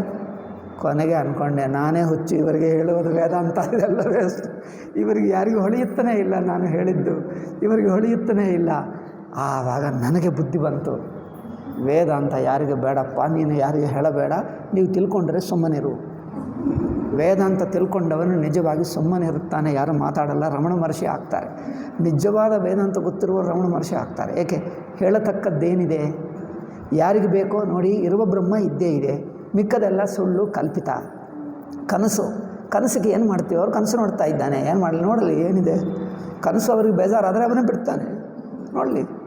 ನೋಡುವವರು ನೋಡ್ತಾನೆ, ನೋಡಿ ಬೇಜಾರಾದಾಗ ತಾನೇ ಬಿಡ್ತಾನೆ. ಈಗ ನೀವು ಬೇಡ ಅಂದರೆ ಅವ್ರು ಬಿಡಲ್ಲ, ಮತ್ತು ನೀವೇಕೆ ಟೈಮ್ ವೇಸ್ಟ್ ಮಾಡೋದು, ಸುಮ್ಮನೆ ಕೂತ್ಕೋ. ರಮಣ ಮಹರ್ಷಿ ಮಾಡಿದ್ದಾರೆ. ಅವ್ರು ಬಂದು ಕೇಳಿದ್ದರೆ ಹೇಳ್ತೀನಿ, ಇಲ್ಲದರೆ ಸುಮ್ಮನೆ ಇರ್ತಾನೆ. ಬೇಕಂದರೆ ಅವರೇ ಬರ್ತಾರೆ, ಇಲ್ಲದರೆ ಅವರೇ ಇರಲಿ. ಅವ್ರನ್ನ ಹಿಡಿದು ವೇದಾಂತ ಕೇಳು ಹೇಳುವುದೇಕೆ? ಅವರಿಗೂ ಸ್ವಲ್ಪ ಪರಿಪಕ್ವತಾ ವೈರಾಗ್ಯ ಬಂದರೆ ಅವನೇ ಬರ್ತಾನೆ, ಬರಲ್ಲ ಅಂದರೆ ತಾನೇ ಇರ್ತದೆ, ಹೇಳುವುದೇಕೆ? ಅದಕ್ಕೋಸ್ಕರ ಯಾವ ತತ್ವಜ್ಞಾನಿ ಇನ್ನೊಬ್ಬರಿಗೆ ಹೇಳುವಕ್ಕೆ ಪ್ರಯತ್ನವೇ ಮಾಡಲ್ಲ, ಹೇಳುವಕ್ಕೆ ಹೋಗುವುದೇ ಇಲ್ಲ. ರಮಣ ಮಹರ್ಷಿ ಒಬ್ಬನೇ ಅಲ್ಲ, ಎಲ್ಲ ತತ್ವಜ್ಞಾನಿಗಳು ರಮಣ ಮಹರ್ಷಿ ಹಾಗೆಯೇ. ನೀವು ನೋಡಿ, ಯಾರು ಏನು ಹೇಳಲ್ಲ, ಸುಮ್ಮನೆ ಕೂತಿರ್ತಾರೆ ನಿಶ್ಚಿಂತ ನಿರ್ಮಲವಾಗಿ. ಹೇಳಬೇಕೆಂದೇ ಅವ್ರಿಗೆ ಆಸಕ್ತೇ ಇಲ್ಲ. ಏಕೆ, ಹೇಳುವುದು ಎನ್ನುವುದು ಅದು ಒಂದು ಆಸಕ್ತಿ, ಅದು ಇಲ್ಲ. ಎಲ್ಲರೂ ಬ್ರಹ್ಮವೇ, ತಾನೇ ಬ್ರಹ್ಮನೋ, ಎಲ್ಲರೂ ಅದೇ ಬ್ರಹ್ಮ. ಇನ್ನೇನು ಚಿಂತೆ, ಏನು ಪ್ರಶ್ನೆ ಏನು, ನಿಶ್ಚಿಂತವಾಗಿದ್ದಾರೆ. ಕೆಲವರಿಗೆ ಗೊತ್ತಿಲ್ಲ ಅಂದರೆ ಅವರಿಗೆ ಯಾವಾಗಲೂ ಪ್ರಪಂಚದಿಂದ ವೈರಾಗ್ಯ ಬಂದುಬಿಡುತ್ತದೆ ಒಂದು ದಿವಸ.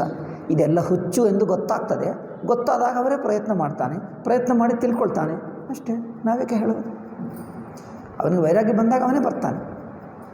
ಬರುವಕ್ಕೆ ಮುಂಚೆ ಹೇಳಿದ್ದರೂ ಪ್ರಯೋಜನವಿಲ್ಲ, ಬಂದಾಗ ಅವ್ರು ನಿಲ್ಲಲ್ಲ, ಹುಚ್ಚಾಗಿ ಹುಡುಕ್ತಾ ಇದ್ದಾನೆ. ನೋಡಿ, ವೇದಾಂತ ಪಾಠ ನಮಗೆ ವೈರಾಗ್ಯ ಬಂದರೆ ಯಾರಾದರೂ ಎಲ್ಲಿಯಾದರೂ ಹೇಳ್ತಾರಾ, ಯಾರಾದರೂ ಗುರುಗಳಿದ್ದಾರಾ, ಹುಡುಕಿ ಹೋಗುವುದು, ಪುಸ್ತಕಗಳು ನೋಡುವುದು, ಎಲ್ಲೋ ಲೈಬ್ರರಿಗೆ ಹೋಗೋದು, ಯಾವ ಪುಸ್ತಕ ಓದೋದು, ಯಾರಾದರೂ ಎಲ್ಲೋ ಗುರುಗಳಿದ್ದಾರೆ ಅಂದರೆ ಅಲ್ಲಿ ದೂರ ಕಷ್ಟಪಟ್ಟು ಹೋಗಿ ಅವ್ರನ್ನ ನೋಡಿಬಿಡುವುದು, ಪ್ರವಚನ ಕೇಳುವುದು.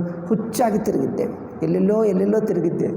ಏಕೆ, ಯಾರು ಹೇಳಿಕೊಟ್ರು ಅಂದರೆ ಯಾರೆಲ್ಲ ಒಳಗೆ ಹುಚ್ಚಿದೆ, ಅದು ಓಡಿಸ್ತದೆ ನಿಮ್ಮನ್ನಷ್ಟೇ. ಎಲ್ಲೋ ಹುಡುಕಿ ಹೋಗಿ ಕೇಳುವುದು. ಒಳಗೆ ವೈರಾಗ್ಯ ಬಂತು, ಜಿಜ್ಞಾಸ ಹುಟ್ಟಿದ್ದರೆ ಸುಮ್ಮನೆ ಕೂತಿರಲ್ಲ, ನಿಮ್ಮನ್ನು ಬಿಡಲ್ಲ, ಏನೋ ಹುಡುಕಿಸ್ತದೆ. ಆದ್ದರಿಂದ ಎಲ್ಲರಿಗೂ ವೈರಾಗ್ಯ ತಾನೇ ಹುಟ್ಟುತ್ತದೆ, ತನ್ನ ಸಮಯ ಬಂದಾಗ ಹುಟ್ಟುತ್ತದೆ. ಬಂದಾಗ ತಾನೇ ಹುಡುಕುತ್ತಾನೆ. ಆ ಹುಡುಕಿ ಆ ಹುಡುಕುವುದು ಒಂದು ಪರಿಪಕ್ವತೆ, ಹುಡುಕುವುದು ಒಂದು ಪರಿಪಕ್ವ ಸ್ಥಿತಿಗೆ ಬರಬೇಕು. ಆ ಹುಡುಕಿ ಹುಡುಕುವುದರಲ್ಲೇ ಏನೋ ತಪ್ಪಿದೆ ಎಂದು ಅವರಿಗೆ ಗೊತ್ತಾಗ್ತದೆ. ಹೊರಗೆ ಹುಡುಕ್ತಾ ಇದ್ದೀನಿ, ಅಲ್ಲೇನಿಲ್ಲ, ನನ್ನ ಹುಡುಕುವುದೇ ತಪ್ಪು, ಎಲ್ಲ ಹುಡುಕುವುದು ಬಿಟ್ಟುಬಿಡು, ಆಯಿತು ತಾನೇ ಬ್ರಹ್ಮ. ಯಾಕಪ್ಪ ಹುಡುಕುವುದು? ತಾನೇ ಆಗಿದ್ದಾಗ ಇನ್ನೇಕೆ ಹುಡುಕುವುದು? ಈ ಹುಡುಕುವುದು ಹುಡುಕಿ ಅದು ಬೇಜಾರಾಗಲಿ, ಅದು ಒಂದು ಟೆನ್ಷನ್ ಆಗ್ತದೆ. ಹುಡುಕಿ ಅದರ ಸಾಕಾಯ್ತಪ್ಪ, ಹೊರಗೆ ನೋಡುವುದೇ ಬೇಡ. ಯಾವಾಗ ಅನಿಸುತ್ತೆ ಮನಸ್ಸು ತಾನಾಗಿ ಸುಮ್ಮನೆ ಕೂತಿರ್ತದೆ, ಆನಂದವಾಯಿತು ಅಷ್ಟೇ. ಅದೇ ಈ ತತ್ವಾನ್ವೇಷಣವೂ ಒಂದು ಆಯಾಸ, ಮಾಡಿ ಅದು ಬೇಜಾರಾಗ್ತದೆ. ಈಗ ಏನೇ ಆಗಲಿ ಸಿಗಲಿ ಬಿಡಲಿ ಬಿಟ್ಟು ಬಿಡುತ್ತದೆ. ಅನ್ವೇಷಣೆಯೂ ಬಿಟ್ಟು ಬಿಟ್ಟರೆ ಸ್ವತಃ ಸಿದ್ಧ ತಾನೇ ಬ್ರಹ್ಮ ಅಷ್ಟೇ. ಇನ್ನೇನು ಮಾಡಬೇಕು? ಹೀಗೆ ಅದು ತಾನೇ ಪಡ್ಕೊಳ್ತಾ ಇದೆ.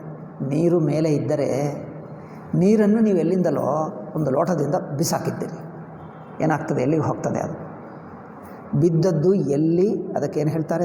ತಗ್ಗು ಹೇಳ್ತಾರೆ. ಎಲ್ಲಿ ತಗ್ಗಿದೆಯೋ ಅಲ್ಲಿ ಹೋಗ್ತದೆ. ಹೋಗಿ ಎಲ್ಲಿವರೆಗೂ ಹೋಗ್ತದೆ? ಲಾಸ್ಟ್ ತಗ್ಗು ಜಾಗಕ್ಕೆ ಹೋಗಿ, ಈಗ ಅದಕ್ಕಿಂತ ತಗ್ಗಿಲ್ಲವೋ ಅಲ್ಲಿ ಹೋಗಿ ನಿಂತಿರ್ತದೆ. ಯಾರು ಹೇಳಿದ್ದಾರೆ ನೀರಿಗೆ ನೀವು ಅಲ್ಲಿ ಹೋಗಬೇಕೆಂದು? ಯಾರಾದರೂ ಗುರು ಹೇಳಿಕೊಟ್ರೆ ಅವ್ರಿಗೆ ಉಪದೇಶ? ಯಾವ ಗುರು ಹೇಳಿಕೊಟ್ಟಿಲ್ಲ, ತನಗೆ ಗೊತ್ತು ಅಷ್ಟೇ. ಏಕೆ? ತನಗೆ ಒಳಗಿನಿಂದ ಅದೇ ಹುಡುಕುತ್ತದೆ, ಅದೇ ತಳ್ಳುತ್ತದೆ. ಆದ್ದರಿಂದ ತಮ್ಮ ಒಳಗೆ ಇದ್ದದ್ದು ಈ ಜೀವಭಾವ, ಅಜ್ಞಾನ, ಸಂಸಾರ ಭಾವ ನಮ್ಮನ್ನು ಅದೇ ತಳ್ಳುತ್ತದೆ. ತಳ್ಳಿ ಎಲ್ಲೋ ಕರ್ಕೊಂಡು ಹೋಗಿ ಕೊನೆಗೂ ಬ್ರಹ್ಮಸ್ವರೂಪ ಸಿಕ್ಕುವವರೆಗೂ ನಿಮಗೆ ಸಮಾಧಾನವಿಲ್ಲ. ಅದು ಹುಚ್ಚಾಗಿ ಹುಡುಕುತ್ತಾನೆ. ಆ ಹುಚ್ಚುತನವೇ ಹುಡುಕಿ ಆ ಹುಡುಕುವುದೇ ಅನಾವಶ್ಯಕ ಎಂದು ನಿಮಗೆ ಗೊತ್ತಾಗಿ ಬಿಡ್ತದೆ. ಎಲ್ಲ ಹುಡುಕುವುದು ಬಿಟ್ಟು ಬಿಡ್ತದೆ. ಇರುವ ಸಹಜ ಸ್ಥಿತಿ ಸ್ವತಃ ಸಿದ್ಧವೇ ತಾನೇ. ಆಯಿತಾ? ಇದೇ ತತ್ವಮಸಿ ಅಂದರೆ ಇದೆ. ಹೊರಗೆ ನೋಡುವವನಿಗೆ ಎಲ್ಲಿ ಹೋಗ್ತಾ ಇದ್ದೀವಿ, ಅಲ್ಲಿ ಹುಡುಕಿತೀನಿ, ಅಲ್ಲೇನು ಹುಡುಕಬೇಡ, ಅಲ್ಲೇನಿಲ್ಲ, ನೀವು ಇಲ್ಲೇ ಇರು, ಅದೇ ಸರಿಯಾಗಿದೆ. ನೀವು ಹೇಳುವಾಗಲೂ ಅವ್ರ ಮನಸ್ಸು ಅಲ್ಲಿದೆ ಅಂತ, ಅದಕ್ಕೆ ಹೋಗಿ ನೋಡ್ತೀನಿ, ಅಲ್ಲಿ ಹುಡುಕುತ್ತೇನೆ. ಆ ಪುಸ್ತಕದಲ್ಲಿ ಏನಿಲ್ಲಪ್ಪ, ಎಲ್ಲ ನೀನೇ, ನಿನ್ನಲ್ಲೇ ಇದೆ, ಇಲ್ಲೇ ಹುಡುಕು, ಇಲ್ಲೇ ನೋಡ್ಕೋ, ಇಲ್ಲೇ ಇದೆ. ನೀವು ಹೇಳುತ್ತಾ ಇರುವಾಗಲೂ ಅದನ್ನು ಪೂರ್ತಿ ಕೇಳಲ್ಲ. ಇಲ್ಲಿ ಅರ್ಧ ಕೇಳಿ ಮನಸ್ಸು ಅರ್ಧ ಅಲ್ಲಿಡ್ತಾರೆ. ಆ ಪುಸ್ತಕ ನಾನು ನೋಡಲಿಲ್ಲ, ಇವರ ಹತ್ತಿರ ಇದ್ದಂತೆ ಅದು ನೋಡ್ತೀನಿ, ಅಲ್ಲಿರಬಹುದು, ಹುಡುಕು. ನಿಜವಾದ ಗುರು ಏನು ಹೇಳ್ತಾನೆ? ನೀವು ಇಲ್ಲೇ ಇರು ಎಂದು ಹೇಳಲ್ಲ. ಆಯಿತು, ಹುಡ್ಕೋಬೇಕಾ? ಹುಡುಕುವ, ಹೋಗು ಹುಡುಕೋ, ನಿನಗೆ ಗೊತ್ತಾಗ್ತದೆ. ನಾನು ಬೇಡ ಅಂದರೆ ನೀನು ಕೇಳಲ್ಲ, ನನಗೂ ಗೊತ್ತು, ಹುಡುಕು. ಎಲ್ಲ ಪುಸ್ತಕಗಳು ಕೊಂಡ್ಕೋ, ಎಲ್ಲ ಓದ್ಕೋ, ಗೊತ್ತಾಗ್ತದೆ ನಿಮಗೆ. ಅವರು ಓದಿ ಇಲ್ಲದರಲ್ಲಿ ಏನೂ ನಮಗೇನು ಅರ್ಥವಾಗ್ತಾ ಇಲ್ಲ ಅಂದರೆ, ಅರ್ಥವಾಗ್ತಿಲ್ಲ, ಮತ್ತೊಂದು ಸಲ ಓದಿ, ಮತ್ತೊಂದು ಸಲ 10 ಸಲ ಓದಿದೆ, ಏನಿಲ್ಲ, ನಮಗೆ ಬೋರ್ ಆಗ್ತಾಯಿದೆ, ಪುಸ್ತಕ ಪಕ್ಕಕ್ಕಿಟ್ಟು ಆವಾಗ ಹೇಳ್ತೀವಿ. ಏಕೆಂದರೆ ಹೊರಗೆ ಹುಡುಕಬೇಕು ಅನಿಸಿರುವವರೆಗೂ ಹುಡುಕೋ, ಬೇಡ ಅಂದರೆ ಅವ್ರು ಕೇಳಲ್ಲ, ನೀನೇ ಹುಡುಕೋ, ನಿಮಗೆ ಗೊತ್ತಾಗ್ತದೆ. ಹುಡುಕಿ ಬೇಜಾರಾದ ನಂತರ ಏನಪ್ಪ ನೀನೊಬ್ಬನೇ ಹುಡುಕುವುದು ಬಿಟ್ಟಿದ್ದಿ, ಮಿಕ್ಕ ಪ್ರಪಂಚವೆಲ್ಲ ಹುಚ್ಚಾಗಿ ಏನೋ ಪಡ್ಕೊಳ್ತಾ ಇದೆ. ಮೇಲೆ ಹೋಗಿ ಅಂತರಿಕ್ಷಕ್ಕೆ ಹೋಗಿ ಅಲ್ಲಿ ಭೂಮಿ ಇಲ್ಲದ ಜಾಗದಲ್ಲಿದ್ದು ಆಕಾಶದಲ್ಲೇ ನಿಂತ್ಕೊಂಡಿದೆ, ನಿಮಗೆ ಹೋಗಬೇಕು ಅನಿಸುತ್ತಾ ಇಲ್ಲವಾ? ಅಂತರಿಕ್ಷದಲ್ಲಿ ಚೆನ್ನಾಗಿರುತ್ತದೆ, ಹೋಗಬೇಕು ಅನಿಸುತ್ತದೆ. ಹೋಗಿ ಬಂದ ನಂತರ ಗೊತ್ತಾಗ್ತದೆ ನಿಮ್ಮ ಕಾಲು ಗತಿ ಏನಾಗುತ್ತದೆ. ಕಾಲು ಭೂಮಿ ಮೇಲೇ ನಿಲ್ಲಲ್ಲ, ಮಂಚ ಮೇಲೇ ಇರಬೇಕು. ಹೀಗೆ ಮಂಚ ಮೇಲೇ ಇರಬೇಕು, ಕಾಲು ಏನಾಗ್ತದೋ ಗೊತ್ತಿಲ್ಲ. ನಿಮ್ಮ BP ಹೋಗುತ್ತದೆ, ಏನೇನೋ ಆಗಿಬಿಡ್ತದೆ ಎಲ್ಲ. ಹಬ್ಬ ಏಕೆ ಹೋಗಿದೆ ಎಂದು ಆವಾಗ ಭಯವಾಗ್ತದೆ. ಈಗ ಇನ್ನೊಂದು ಸಲ ಹೋಗಬೇಡ, ಹೋಗಲಿ ಅಂದರೆ ಈ ಅನಿಸಿಕೆ ಮಾಡಿ ಇಟ್ ಗೆಟ್ಸ್ ಎಕ್ಸಾಸ್ಟೆಡ್. ತಾನೇ ಎಕ್ಸಾಸ್ಟ್ ಆಗಿಬಿಡ್ತದೆ, ತಾನೇ ಸಾಕೆನಿಸುತ್ತದೆ. ಆವಾಗ ಅದು ಹಿಂತಿರುಗುತ್ತದೆ. ಅಂತರ್ಮುಖ ಅಂದರೆ ಏನು? ಹಿಂತಿರುಗಬೇಕೆಂದರೆ ವೈರಾಗ್ಯ ಅಂದರೆ ಏನು? ವೈರಾಗ್ಯ ಅಂದರೆ ಏನಿಲ್ಲ, ಸಾಕೆನಿಸಿದ್ದರೆ ಅದೇ ವೈರಾಗ್ಯ, ಇನ್ನೇನಿಲ್ಲ. ಸಾಕು ಅನಿಸಲಿಲ್ಲವಾ? ಹೋಗು, ಸಂಪಾದಿಸ್ಕೊ, ಜನರ ಜೊತೆಗೆ ಜಗಳ ಮಾಡು, ಎಲ್ಲರ ಜೊತೆಗೆ ನೀನು ಜಗಳ ಮಾಡು, ಡ್ಯಾನ್ಸ್ ಮಾಡ್ಕೋ, ಸಂಪಾದನೆ ಮಾಡ್ಕೋ, ಅನುಭವಿಸು, ಕುಡಿಯು, ಡ್ಯಾನ್ಸು ಎಲ್ಲ ಮಾಡಿ ನಿಮಗೆ ಬೇಜಾರಾಗಿದ್ದಾಗ ಬಾ, ಅಷ್ಟುವರೆಗೂ ಹೋಗು, ನಿಮಗೆ ಗೊತ್ತಾಗ್ತದೆ. ಅಷ್ಟೇ, ಅದೇ ಮಾಡ್ತದೆ. ಯಾವಾಗ ಸಾಕೆನಿಸಿತೋ ಇದೆಲ್ಲ ವೇಸ್ಟ್ ಅನಿಸಿತೋ, ಬೋರು, ಇದೆಲ್ಲ ಏನಿಲ್ಲ, ಸುಮ್ಮನೆ ಆಸೆ ತೋರಿಸ್ತದೆ, ಅಲ್ಲಿ ಏನಿಲ್ಲ.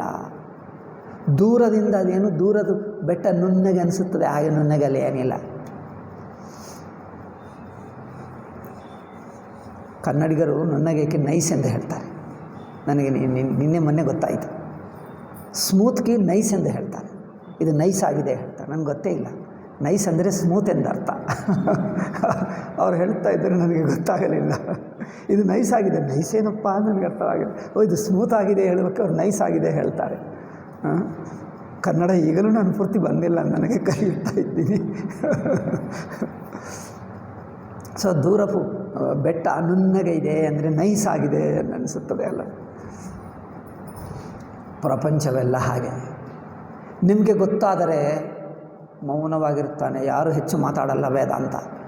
ಮಿಕ್ಕ ಜನ ಅಯ್ಯೋ ತುಂಬ ಆಕರ್ಷಣೀಯವಾಗಿದೆ ಅಂದರೆ ಹೋಗಲಿ ಪಾಪ ಅವರಿಗೆ, ಹೋಗು ಪಡ್ಕೊ.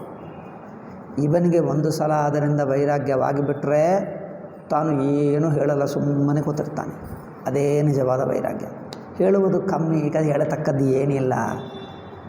ಸುಮ್ಮನೆ ಎರಡೂ ಇದೆ ನೋಡಿ. ಅಯೋಗ್ಯರಿಗೆ ಹೇಳಿದ್ದರೆ ವೇದಾಂತ ವೇಸ್ಟು, ಯೋಗ್ಯರಿಗೆ ಹೇಳಿದ್ದರೆ ಹೇಳುವುದು ಅಷ್ಟು ಬೇಡ, ಸ್ವಲ್ಪ ಹೇಳಿದ್ದರೂ ಸಾಕು. ನಿಜವಾದ ಯೋಗ್ಯತೆ ಬಂದರೆ ಸ್ವಲ್ಪ ಹೇಳಿದ್ದರೆ ಅರ್ಥವಾಗಿ ಬಿಡ್ತದೆ.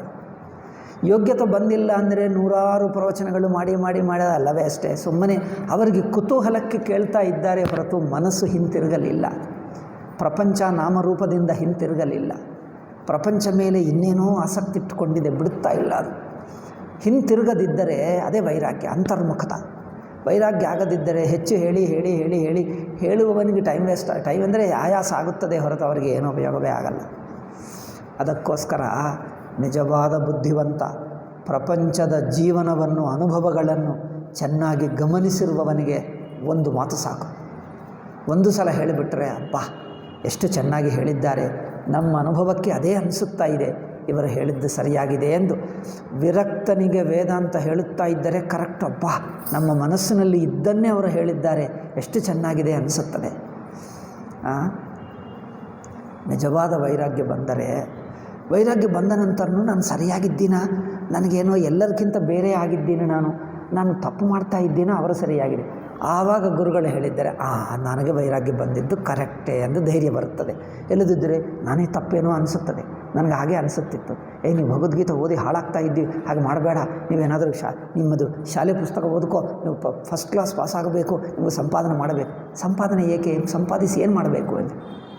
ಸಂಪಾದಿಸಿ ಏನು ಮಾಡಬೇಕು ಅದೇನು ಪ್ರಶ್ನಪ್ಪ. ಯುವಕರು ಹಾಗೆ ಮಾತಾಡಬಹುದಾ? ನನಗೆ ಹೇಳುತ್ತಿದ್ದರು, ಯುವಕರು ಸಂಪಾದನೆ ಮಾಡಬೇಕೆಂದು ಎಲ್ಲರಿಗೂ ಸಂಪಾದನೆ ಅಷ್ಟು ಇರುತ್ತದೆ, ನೀವು ಸಂಪಾದನೆ ಏಕು ಎಂದು ಇದೇನು ಪ್ರಶ್ನೆ? ಯುವಕನು ಮಾಡಬಹುದಾ? ಹಾಗೆ ಹೇಳುತ್ತಿದ್ದೆ ನಾನು ಹೇಳ್ತೀನಿ, ನನಗೆ ಹೌದು, ನನ್ನ ಪ್ರಶ್ನೆ ಅದೇ ಇದೆ, ಸಂಪಾದಿಸಿ ಏನು ಮಾಡಬೇಕು? ಅಯ್ಯೋ ರಾಮ, ಏನು ಹುಚ್ಚಪ್ಪ ನಿನಗೆ, ನೀವು ಭಗವದ್ಗೀತೆ ಓದಿ ಹಾಳಾಗಿಬಿಟ್ಟಿದ್ದೆ ಅಂತ ಹೇಳ್ತಾರೆ. ಓದಿ ನೀವು ಹಾಳಾಗಿಬಿಟ್ಟಿದ್ದೆ. ಯಾರು ಪ್ರಶ್ನೆ ಮಾಡದೆ ಸಂಪಾದಿಸೋಕ್ಕೆ ಹೋಗಬೇಕು, ಬುದ್ಧಿವಂತ ನೋಡಿ ಎಷ್ಟು ಕಷ್ಟಪಡ್ತಾ ಇದ್ದಾನೆ, ಎಷ್ಟು ಸಂಪಾದಿಸ್ತಾನೆ, ಒಳ್ಳೆಯ ಆಫೀಸರ್ ಆಗ್ತಾನೆ ಏನೋ, ಅಥವಾ ದೊಡ್ಡ ಏನೋ ಮ್ಯಾನೇಜರೋ ಏನೋ ಕಂಪನಿಗೆ ಹೋಗ್ತಾನೆ, ಏನೋ ಮಾಡ್ತಾನೆ, ಹಾಗಿದ್ದರೆ ಬುದ್ಧಿವಂತನಾಗ್ತಾ ಇದ್ದಾನೆ ಅನಿಸುತ್ತದೆ. ನಾನು ಸಂಪಾದಿಸಿ ಏನು ಮಾಡಬೇಕು ಅಂದರೆ, ನೀನು ಹುಚ್ಚ, ಇವರು ಯಾರು ಹೇಳ್ಕೊಟ್ರಪ್ಪ ಇವನಿಗೆ? ಸತ್ಸಂಗತ್ಯ ಬಿಟ್ಟು ದುಸ್ಸಂಗತ್ಯಕ್ಕೆ ಹೋದನ ಏನು ಇದೆಲ್ಲಿಂದ ಕಲ್ತುಕೊಂಡ?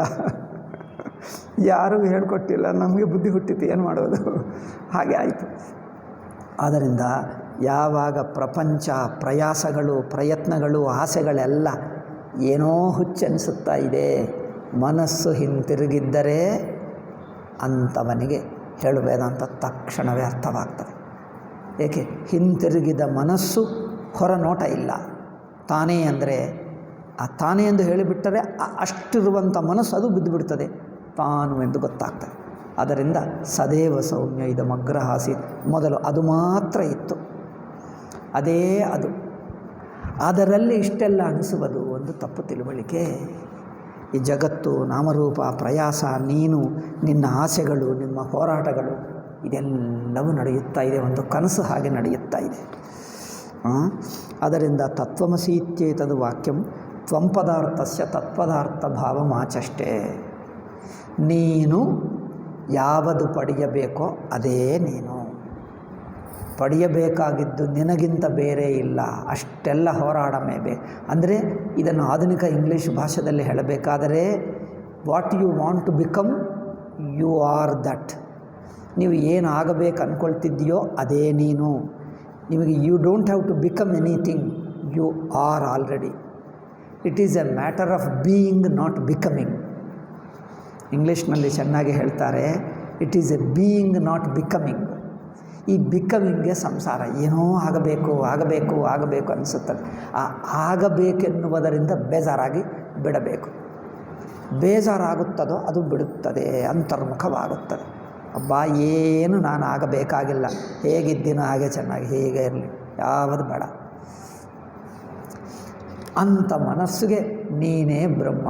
ತತ್ವಮಸಿ ಎಂದು ವಾಕ್ಯದ ಅರ್ಥವೇ ವೈರಾಗ್ಯ. ತತ್ವಮಸಿ ಎಂಬ ವಾಕ್ಯದೇ ಸೃಷ್ಟಿ ಪ್ರಕ್ರಿಯೆ ಹೇಳಲಿ, ಅವಸ್ಥಾತ್ರಯ ಹೇಳಲಿ, ವೈರಾಗ್ಯ ಹೇಳಲಿ, ಇದೆಲ್ಲವೂ ತತ್ವಮಸಿಯಲ್ಲೇ ಇದೆ. ತತ್ವಮಸಿ ಅರ್ಥವನ್ನೇ ವೈರಾಗ್ಯವಾಗಿ ಹೇಳ್ತಾ ಇದ್ದೀವಿ, ಅಂತರ್ಮುಖ ಎಂದು ಹೇಳ್ತಾ ಇದ್ದೀವಿ, ಸೃಷ್ಟಿ ಎಂದು ಹೇಳ್ತಾ ಇದ್ದೀವಿ. ಅಲ್ಲಿಂದಲೇ ಬಂತು ಅಂದ್ರೇನು? ಈಗಲೂ ಅದೇ ಆಗಿದೆ. ನಿಮಗೆ ಬೇರೆ ಅನಿಸುತ್ತಾ ಇದೆಯಾ? ನಿಮ್ಮ ತಪ್ಪು ತಿಳುವಳಿಕೆ. ಈ ಜಗತ್ತೆಲ್ಲ ಇನ್ನೂ ಬ್ರಹ್ಮವೇ ಆಗಿದೆ, ಬ್ರಹ್ಮವನ್ನು ಬಿಟ್ಟೇ ಇಲ್ಲ. ಬ್ರಹ್ಮ ಆಗಿ ಇರುವುದು ಬಿಟ್ಟಿಲ್ಲ. ನಿಮಗೆ ಜಗತ್ತೆಂದು ಅನಿಸುವುದು ತಾನು ಬ್ರಹ್ಮನೇ ಇದೆ. ಜಗತ್ತು ನಿಮಗೆ ಅನಿಸುತ್ತಿರಬಹುದು, ಜಗತ್ತಿಗೆ ಅನಿಸುತ್ತಾ ಇಲ್ಲ. ಜಗತ್ತನ್ನು ಒಂದು ಸಲ ಕೇಳು, ಓ ಜಗತ್ತಾ, ನೀವು ಜಗತ್ತಾಗಿ ನನಗೆ ಕಂಡು ಬರ್ತಾ ಇದ್ದೀಯಾ? ಅಲ್ಲ, ನೀನು ಜಗತ್ತೇನಾ ಹೇಳು. ನೀವು ಪ್ರಪಂಚವನ್ನು ಕೇಳು, ನೀನು ಯಾರು ಎಂದು. ಜಗತ್ತು ಹೇಳ್ತದೆ, ನಾನು ಬ್ರಹ್ಮ. ನನ್ನನ್ನು ಜಗತ್ತಾಗಿ ಹೇಳಿದ್ದು ನೀನು, ನಾನು ಹೇಳಲಿಲ್ಲ, ನೀನೇ ಹೇಳಿದಿ.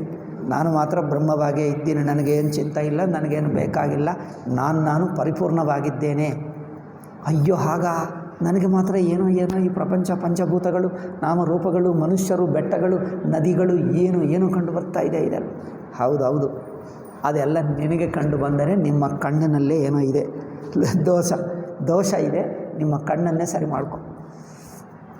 ಅಂದರೆ ಹಾವಾಗಿ ನಿಮಗೆ ತೋರುತ್ತಿರಬಹುದು. ಹಾವನ್ನು ಕೇಳು, ಓ ಹಾವ, ನೀವು ಎಷ್ಟು ವರ್ಷದಿಂದ ಹಾವಾಗಿದ್ದಿ? ನಿಮ್ಮ ತಾಯಿ ಯಾರು, ತಂದೆ ಯಾರು? ಕೇಳು ಹಾವನ್ನು. ಯಾರನ್ನು ಕೇಳ್ತಾ ಇದ್ದೀವಿ ಅಂದರೆ ನಿನ್ನನ್ನೇ ಕೇಳ್ತಾ ಇದ್ದೀನಿ. ಏನು ಹೇಳ್ತಾ ಇದ್ದೀನಿ ಮತ್ತೊಂದು ಸಲ ಕೇಳು. ನೀವು ಎಷ್ಟು ವರ್ಷದಿಂದ ಹಾವಾಗಿದ್ದಿ? ಹಾವೇನು ಹೇಳ್ತದೆ ಗೊತ್ತಾ? ಏನು ಹೇಳ್ತದೆ ಹೇಳಿ? ನೀವು ಹಗ್ಗವನ್ನು ಹಾವಾಗಿ ತಿಳ್ಕೊಂಡಿದ್ದೀರಲ್ಲ, ಅದಕ್ಕೆ ಪ್ರಶ್ನೆ ಮಾಡಿ. ಓ ಹಾವ, ನೀವು ಎಷ್ಟು ದಿವಸದಿಂದ, ಎಷ್ಟು ವರ್ಷದಿಂದ ನೀವು ಹಾವಾಗಿದ್ದಿ? ನಿಮ್ಮ ಅಮ್ಮ ಅಪ್ಪ ಯಾರು? ಹಾವೇನು ಹೇಳ್ತದೆ ಗೊತ್ತಾ? ನೀನು ಹುಚ್ಚ ಎಂದು ಹೇಳ್ತದೆ.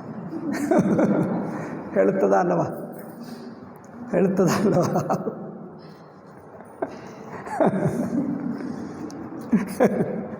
ಏನೋ ಕಲ್ಪನಾ ನನಗೆ ಅನಿಸುತ್ತದೆ. ನನ್ನ ಬುದ್ಧಿಗೆ ಲಾಟ್ ಆಫ್ ಕಲ್ಪನಾ ಇದೆ. ತುಂಬ ಕಂಟ್ರೋಲ್ ಮಾಡ್ತೀನಿ, ಆಗಾಗ ಬಂದುಬಿಡ್ತದೆ. ತುಂಬ ಕಾದಂಬರಿ ಕಲ್ಪನಾ ನಾನು ತುಂಬ ಬರೆಯಬಹುದು, ಆದರೆ ತುಂಬ ಕಂಟ್ರೋಲ್ ಮಾಡ್ತೀನಿ, ಆಗಾಗ ಬಂದುಬಿಡ್ತದೆ. ಸೊ ಹಾವೇನು ಹೇಳ್ತದೆ, ಹುಚ್ಚ ನಿನಗೆ? ಏನಪ್ಪ ನೀನು ಹಾವಾಗಿದ್ದಿ ಎಂದು ಕೇಳಿದೆ, ನಾನೇನು ತಪ್ಪು ಮಾಡಿದೆ? ನಿಮಗೆ ಬೇಜಾರಾಗ್ತದ ಅಲ್ಲವಾ? ನನ್ನನ್ನು ಇನ್ಸಲ್ಟ್ ಮಾಡ್ತಾ ಇದ್ದಿ. ನಿನ್ನನ್ನು ಹಾವಾಗಿದ್ದೀವಿ, ಯಾವಾಗಿದ್ದೀನಿ ಕೇಳಿದ್ದೀನಿ ಅಷ್ಟೇ, ಅದರಲ್ಲಿ ತಪ್ಪ? ಹಾವು ಹೇಳ್ತದೆ, ಹೌದು ತಪ್ಪೆ.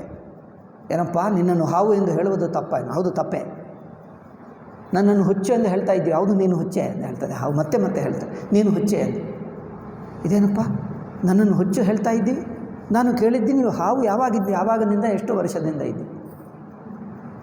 ನಾನು ಹಾವು ಎಂದು ನಿನಗೆ ಯಾರು ಹೇಳಿದಾರಪ್ಪ? ನಾನು ಹಾವೇ ಅಲ್ಲ. ಅಯ್ಯೋ ಇದೇನಪ್ಪ, ನಾನು ಹಗ್ಗವೇ, ನಾನು ಹಾವೇ ಅಲ್ಲ. ಅಯ್ಯೋ ನೀವು ಸಾಕಾಗ್ತದೆ. ಇದೇನಪ್ಪ, ನಾನು ಹಾವಾಗಿ ನೋಡಿದರೆ ನಾನು ಹಾವೇ ಅಲ್ಲ ಹೇಳ್ತೇನೆ, ನಾನು ಹಗ್ಗನೇ. ನಿನಗೆ ಹಾವಾಗಿ ಕಂಡು ಬರ್ತಾ ಇದ್ದೀನಾ? ಕಣ್ಣು ಹೋಗಿ ಸ್ವಲ್ಪ ಕಣ್ಣಿನ ಡಾಕ್ಟರ್ ಇದ್ದಾರೆ, ಚೆಕ್ ಮಾಡಿಸ್ಕೊ ಅಷ್ಟೇ. ನಾನು ಮಾತ್ರ ಹಗ್ಗನೇ ಇದ್ದೆ ಅಷ್ಟೇ. ಪ್ರಪಂಚ ಏನು ಹೇಳ್ತದೆ? ಪ್ರಪಂಚ ಇದೇ ಹೇಳ್ತದೆ, ಓ ಪ್ರಪಂಚವ, ನೀವು ಯಾರು? ನೀವು ಯಾವಾಗಿನಿಂದ ಪ್ರಪಂಚ ಇದ್ದೀವಿ? ನಿನ್ನನ್ನು ಯಾರು ಸೃಷ್ಟಿ ಮಾಡಿದ್ದಾರೆ? ಎಷ್ಟು ವರ್ಷದಿಂದ ಇದ್ದೀವಿ? ಅಂದರೆ ಪ್ರಪಂಚ ಏನು ಹೇಳ್ತದೆ? ನೀನು ಹುಚ್ಚ ಎಂದು ಹೇಳ್ತದೆ. ಇದೇನಪ್ಪ ಈ ಪ್ರಶ್ನೆ, ಹುಚ್ಚ ಎಂದು ಹೇಳ್ತಾ ಇದ್ದೀವಿ? ಹೌದು, ನಾನು ಪ್ರಪಂಚ ಎಂದು ಯಾರು ಹೇಳಿದ್ದಾರೆ ನಿನಗೆ? ಇವನು ಹೇಳ್ತಾನೆ, ಯಾರೂ ಹೇಳಲಿಲ್ಲ, ನೀವು ಕಂಡು ಬರ್ತಾ ಇದ್ದು, ನೀವು ಕಣ್ಣಿನ ದೋಷ. ನಾನು ಬ್ರಹ್ಮ, ನಾನೇನು ಪ್ರಪಂಚವೇ ಅಲ್ಲ. ಅಯ್ಯೋ ಇದಾ? ನೀವು ಆಭರಣಕ್ಕೆ ನೋಡಿ, ನೀವು ಯಾರು ಅಂದರೆ ಚಿನ್ನ. ನೀವು ಆಭರಣ ಎಂದು ಹೇಳಿದರೆ ಅದು ಅಂಥದ್ದೇನಿಲ್ಲ, ನಾನು ಚಿನ್ನನೇ ಹೇಳ್ತದೆ, ನಾನು ಚಿನ್ನ ಅಷ್ಟೇ. ನೀರುಕು ಅಲೆ ಎಂದು ಹೇಳಿದರೆ ಅಲೆ ಅಂದರೆ ಅದು ಯಾರು ಎಂದು ಹೇಳ್ತದೆ. ಅಲೆ ಅಂದರೆ ಅದು ಯಾರು ಎಂದು. ಇದಪ್ಪ ನೀನೇ ಅಲೆ, ನಾನು ಅಲೆನಾ? ಅಲೆ ಅಂದರೆ ಏನು ಹೇಳುವಂತ? ಅದು ಅಲೆ ನಿಮ್ಮನ್ನು ಉಲ್ಟಾ ಪ್ರಶ್ನೆ ಮಾಡ್ತದೆ. ಅಲೆಯನ್ನು ಓ ಅಲೆ ಎಂದು ಪ್ರಶ್ನೆ ಮಾಡಿದ್ದರೆ, ಅಲೆ ಎಂದು ಪ್ರಶ್ನೆ ಮಾಡಿದ್ದರೆ ಅದೇನು ಹೇಳ್ತದೆ? ಅಲೆ ಹೇಳ್ತಾ ಇದ್ದೀವಿ, ಯಾರು? ಇದೇನಪ್ಪ ಯಾರು ಹೇಳ್ತವೆ? ನೀನೇ ಅಲ್ಲವೇ ಅಲೆ? ಯಾರು ಹೇಳಿದ್ದಾರೆ ನಿನಗೆ? ಯಾರು ಹೇಳಿದ್ದರು ನಿನಗೆ ನಾನು ಅಲೆ ಎಂದು? ನಿನ್ನ ಅಲೆ ಅಲ್ಲವಾ? ಅಲೆ ಹಾಗೆ ಕಂಡು ಬರ್ತಾ ಇದ್ದೀವಿ, ಅದು ನಿನ್ನ ಕಣ್ಣಿನ ದೋಷ. ಮತ್ತು ನೀನು ಯಾರು ಅಂದರೆ ನಾನು ನೀರೇ. ಓಹೋ, ಮತ್ತು ನನಗೆ ಅಲೆ ಹಾಗೆ ಕಂಡು ಬರ್ತಾ ಇದೆ, ಸರಿ ಮಾಡ್ಕೊ ಇಷ್ಟೇ, ನಾನು ನೀರೇ. ನನ್ನನ್ನು ಅಲೆ ಅಲೆ ಹೇಳ್ತಾ ಇದ್ದೀವಿ, ಎಲ್ಲಿದೆ ಅಲೆ? ಅಲೆ ಅಂದರೆ ಏನದು ನನಗೆ ಗೊತ್ತಿಲ್ಲ, ಅಲೆ ಅಂದರೆ ಏನೂ ಗೊತ್ತಿಲ್ಲ, ನಾನು ಮಾತ್ರ ನೀರೇ. ಹಾಗೆ ಜಗತ್ತೆಲ್ಲ ತಾನು ತಾನು ಬ್ರಹ್ಮವಾಗಿದ್ದಾಗ ಮಧ್ಯದಲ್ಲಿ ಇದನ್ನು ಜಗತ್ತು ಜಗತ್ತು ಜಗತ್ತು ಅಂದರೆ ಯಾರೇ ಹೇಳುವಂಥ ತಪ್ಪು ಅಲ್ಲವೇ? ಅವನು ಹುಚ್ಚ ಅಲ್ಲವಾ? ಹಾವುಕು ಹೋಗಿ ಮಾತಾಡಿಸಿದ್ದರೆ ಹಾವೇನು ಹೇಳ್ತು, ನೀನು ಹುಚ್ಚ ಎಂದು ಹೇಳ್ತಲ್ಲ. ಹಾಗೆ ಆಗ್ತದೆ ನಮ್ಮ ಗತಿ. ನಿಮ್ಮ ನೋಟದ ತಪ್ಪಪ್ಪ, ನಿಮ್ಮ ದೃಷ್ಟಿ ತಪ್ಪು. ನಾನು ಹಾವಲ್ಲ, ಹಾವಂದರೆ ಏನೋ ನನಗೂ ಗೊತ್ತಿಲ್ಲ, ನಾನು ಹಗ್ಗ ಎಂದು ಮಾತ್ರ ನನಗೆ ಗೊತ್ತು, ಅಷ್ಟೇ. ಇದೇ ತತ್ವಮಸಿ. ತತ್ವಮಸಿ ಅಂದರೆ ಇಷ್ಟೇ, ಇನ್ನೇನಿಲ್ಲ ಅಲ್ಲವೇ? ಆವಾಗಂತದೆ ಅಂದರೆ ನಾನೇ ಹುಚ್ಚ, ಹಾವಾಗಿ ನೋಡುವುದೇ ತಪ್ಪ, ಹಾವಾಗಿ ನೋಡುವವನಾಗಿದ್ದೇನೆ ಅದು ತಪ್ಪ. ಹೌದು, ನೀನು ತಪ್ಪೆ. ನೀವು ಹಾವಾಗಿ ನೋಡಿದ್ದೀಯಲ್ಲ, ಆ ನೋಡುವವನು ನೀನು ಅಲ್ಲ, ನೀನು ಬ್ರಹ್ಮೆ. ಓ, ಇದು ತಪ್ಪು. ನಾನು ಬ್ರಹ್ಮತ್ವ ಬಿಟ್ಟು ಏನೋ ಅಂದ್ಕೊಳ್ತಾ ಇದ್ದೀನಲ್ಲ, ನನ್ನ ಕುರಿತು ನಾನು ಯಾರೋ ಆಗಿದ್ದೀನಿ ಅನ್ನೋದೇ ತಪ್ಪು. ಅದು ಇರಲಿಲ್ಲ ನಿನಗೆ, ಅದು ಇರಲಿಲ್ಲ, ಎಂದಿಗೂ ಇಲ್ಲ, ಈಗಲೂ ಇಲ್ಲ. ನೀನು ಯಾರೋ ಅಂದ್ಕೊಂಡಿದ್ದೀವಲ್ಲ, ನೀನು ಯಾರೂ ಅಲ್ಲ. ನಿನ್ನ ಕುರಿತು ನೀವು ಏನೇನು ಅಂದ್ಕೊಳ್ತೀವೋ ಅದು ಯಾವುದೂ ಅಲ್ಲ ನೀನು. ಅಯ್ಯೋ, ಮತ್ತು ನಾನು ಯಾರು ಹೇಳು ಅಂದರೆ ನಿಮಗೇನು ಗೊತ್ತು ಹೇಳು? ನಿನ್ನ ಕುರಿತು ನಿನಗೆ ಏನು ಗೊತ್ತು ಹೇಳು? ನಾನು ಅಂಥವನು ಇಂಥವನು ಅದೇನಲ್ಲ. ನೀವು ಏನೇ ಹೇಳು ಅದು ಡಿಸ್ಮಿಸ್ ಮಾಡ್ತಾನೆ, ಏನು ಹೇಳು ಅದು ಅಲ್ಲ, ಏನೇ ಹೇಳು ಅದಲ್ಲ. మరి ಇದೇನಪ್ಪ, ನಾನು ಏನು ಹೇಳಿದ್ದರೂ ಅದಲ್ಲ ಹೇಳ್ತಾ ಇದ್ದೀವಿ. ಹೌದು, ಅದೇ ನಿಜ. ನೀವು ನಿನ್ನ ಕುರಿತು ಏನು ಹೇಳ್ಕೋ ಅದು ನೀನಲ್ಲ, ಇದೇ ಸಾಧನೆ ಮಾಡ್ಕೋ. ನಿನ್ನ ಕುರಿತು ಏನು ಅನಿಸುತ್ತದೋ ಅದು ನೀನಲ್ಲ, ಬಿಟ್ಬಿಡು. ನೀವು ಏನು ಹೇಳೋಕ್ಕಾಗದಿದ್ದರೆ ಅದೇ.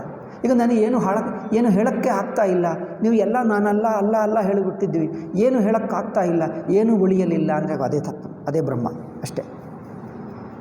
ಅದೇ ಬ್ರಹ್ಮ. ಅದರಿಂದ ತತ್ಪದಾರ್ಥಸ್ಯ ತ್ವಂ ಪದಾರ್ಥಸ್ಯ ತತ್ಪದಾರ್ಥ ಭಾವಮಾಚಷ್ಟೇ. ತತ್ಪದಾರ್ಥ ಅಂದರೆ ಏನು ಅನ್ನೋದಿದೆ, ಅದೊಂದು ಹೇಳಬೇಕು, ಅದು ನಾಳೆ ಹೇಳೋಣ. ತತ್ಪದೇನ ಚ ಪ್ರಕೃತಂ ಸದೀಕ್ಷಿತೃ ಬ್ರಹ್ಮ. ಅದೇ ಛಾಂದೋಗ್ಯದಲ್ಲಿ ಸೃಷ್ಟಿಗೆ ಮುಂಚೆ ಯಾವುದು ಸತ್ ಅಂದರೆ ಇರುವಿತ್ತೋ ಅದು ಅರಿವಿತ್ತು. ಈ ಕ್ಷಣ ಅಂದರೆ ಅದಕ್ಕೆ ಜ್ಞಾನ ಸ್ವರೂಪ ಇತ್ತು, ಅರಿವಿನ ಸ್ವರೂಪ. ಅದು ಅರಿವಿನ ಸ್ವರೂಪ ಅರಿವಾಗಿರುವ ಇರುವುದು. ಅದು ಯಾವ ಇರುವು? ಅರಿವಿನ ರೂಪ ಇರುವು, ಕೇವಲ ಇರವಲ್ಲ, ಅರಿವಿನ ರೂಪ ಇರುವು ಅಂದರೆ ಅರಿವಾಗಿರುವ ಇರುವು. ಇದು ಎರಡಲ್ಲ, ಒಂದೇ. ಅದು ಜಗತ್ತಕ್ಕೂ ಕಾರಣ ಅಂದರೆ ಅರ್ಥವೇನು? ಜಗತ್ತು ಸೃಷ್ಟಿತು ಅಂದರೆ ಅರ್ಥ ಅಲ್ಲ, ಅದಕ್ಕೆ ಜಗತ್ತಿಲ್ಲ ನಿಮಗೆ ಅನಿಸುತ್ತಾ ಇದೆ, ಅಲ್ಲಕ್ಕೆ ಮಾತ್ರ ಇಲ್ಲ ಎಂದ. ನೀರಿನಿಂದ ಅಲೆ ಹುಟ್ಟಿತು ಅಂದರೆ ಅರ್ಥವೇನು? ಅಲೆಗೂ ನೀರಿಲ್ಲ, ನೀವೇ ನೋಡ್ತಾ ಇದ್ದೀವಿ, ಅಲ್ಲಿ ಮಾತ್ರ ಅಲೆ ಇಲ್ಲ ಎಂದರ್ಥ. ಚಿನ್ನದಿಂದ ಆವರಣ ಹುಟ್ಟಿತು ಅಂದರೆ ಅರ್ಥವೇನು? ಅದು ಚಿನ್ನನೇ ಆಗಿದೆ, ನಿನ್ನ ದೃಷ್ಟಿ ಕನಸಿತ್ತು, ಅಲ್ಲಿಲ್ಲ, ಅದು ಮಾತ್ರ ಚಿನ್ನವೇ ಎಂದರ್ಥ. ಅದು ಇಲ್ಲ ಎಂದು ತೆಗೆಯುವುದಕ್ಕೆ ಸೃಷ್ಟಿಯ ಹೊರತು ಅಲ್ಲಿ ಏನೋ ಹುಟ್ಟಿತು ಎಂದು ಹೇಳುವುದಕ್ಕಲ್ಲ. ನಿಮಗೆ ಅನಿಸುತ್ತಿದ್ದು ನಿಮ್ಮ ಅನಿಸಿಕೆ ಸರಿ ಮಾಡ್ಕೋ, ಅಲ್ಲಿಲ್ಲ. ನಿಮಗೆ ಸುಮ್ಮನೆ ಅನಿಸುತ್ತಾ ಇದೆ, ಅಲ್ಲೇನಿಲ್ಲವೇ ಇಲ್ಲ. ಅದು ನಿಮ್ಮ ಅನಿಸಿಕೆಯನ್ನು ತೆಗೆಯುವುದಕ್ಕೆ ಸೃಷ್ಟಿ ಎಂದು ಬಂದಿದೆ. ಸೃಷ್ಟಿ ಅರ್ಥ ಉಲ್ಟಾ, ಇದ್ದದ್ದು ಸೃಷ್ಟಿ ಬಂದಿದೆ ಎಂದಲ್ಲ, ಅದು ಹೇಗೆ ಇಲ್ಲ ಎಂದು ಹೇಳುವುದಕ್ಕೆ ಸೃಷ್ಟಿ. ಆಯಿತಾ? ಓಂ ಶಾಂತಿ ಶಾಂತಿ ಶಾಂತಿ. ಹರಿ ಓಂ ಶ್ರೀ ಗುರುಭ್ಯೋ ನಮಃ. ಹರಿ ಓಂ ತತ್ಸತ್.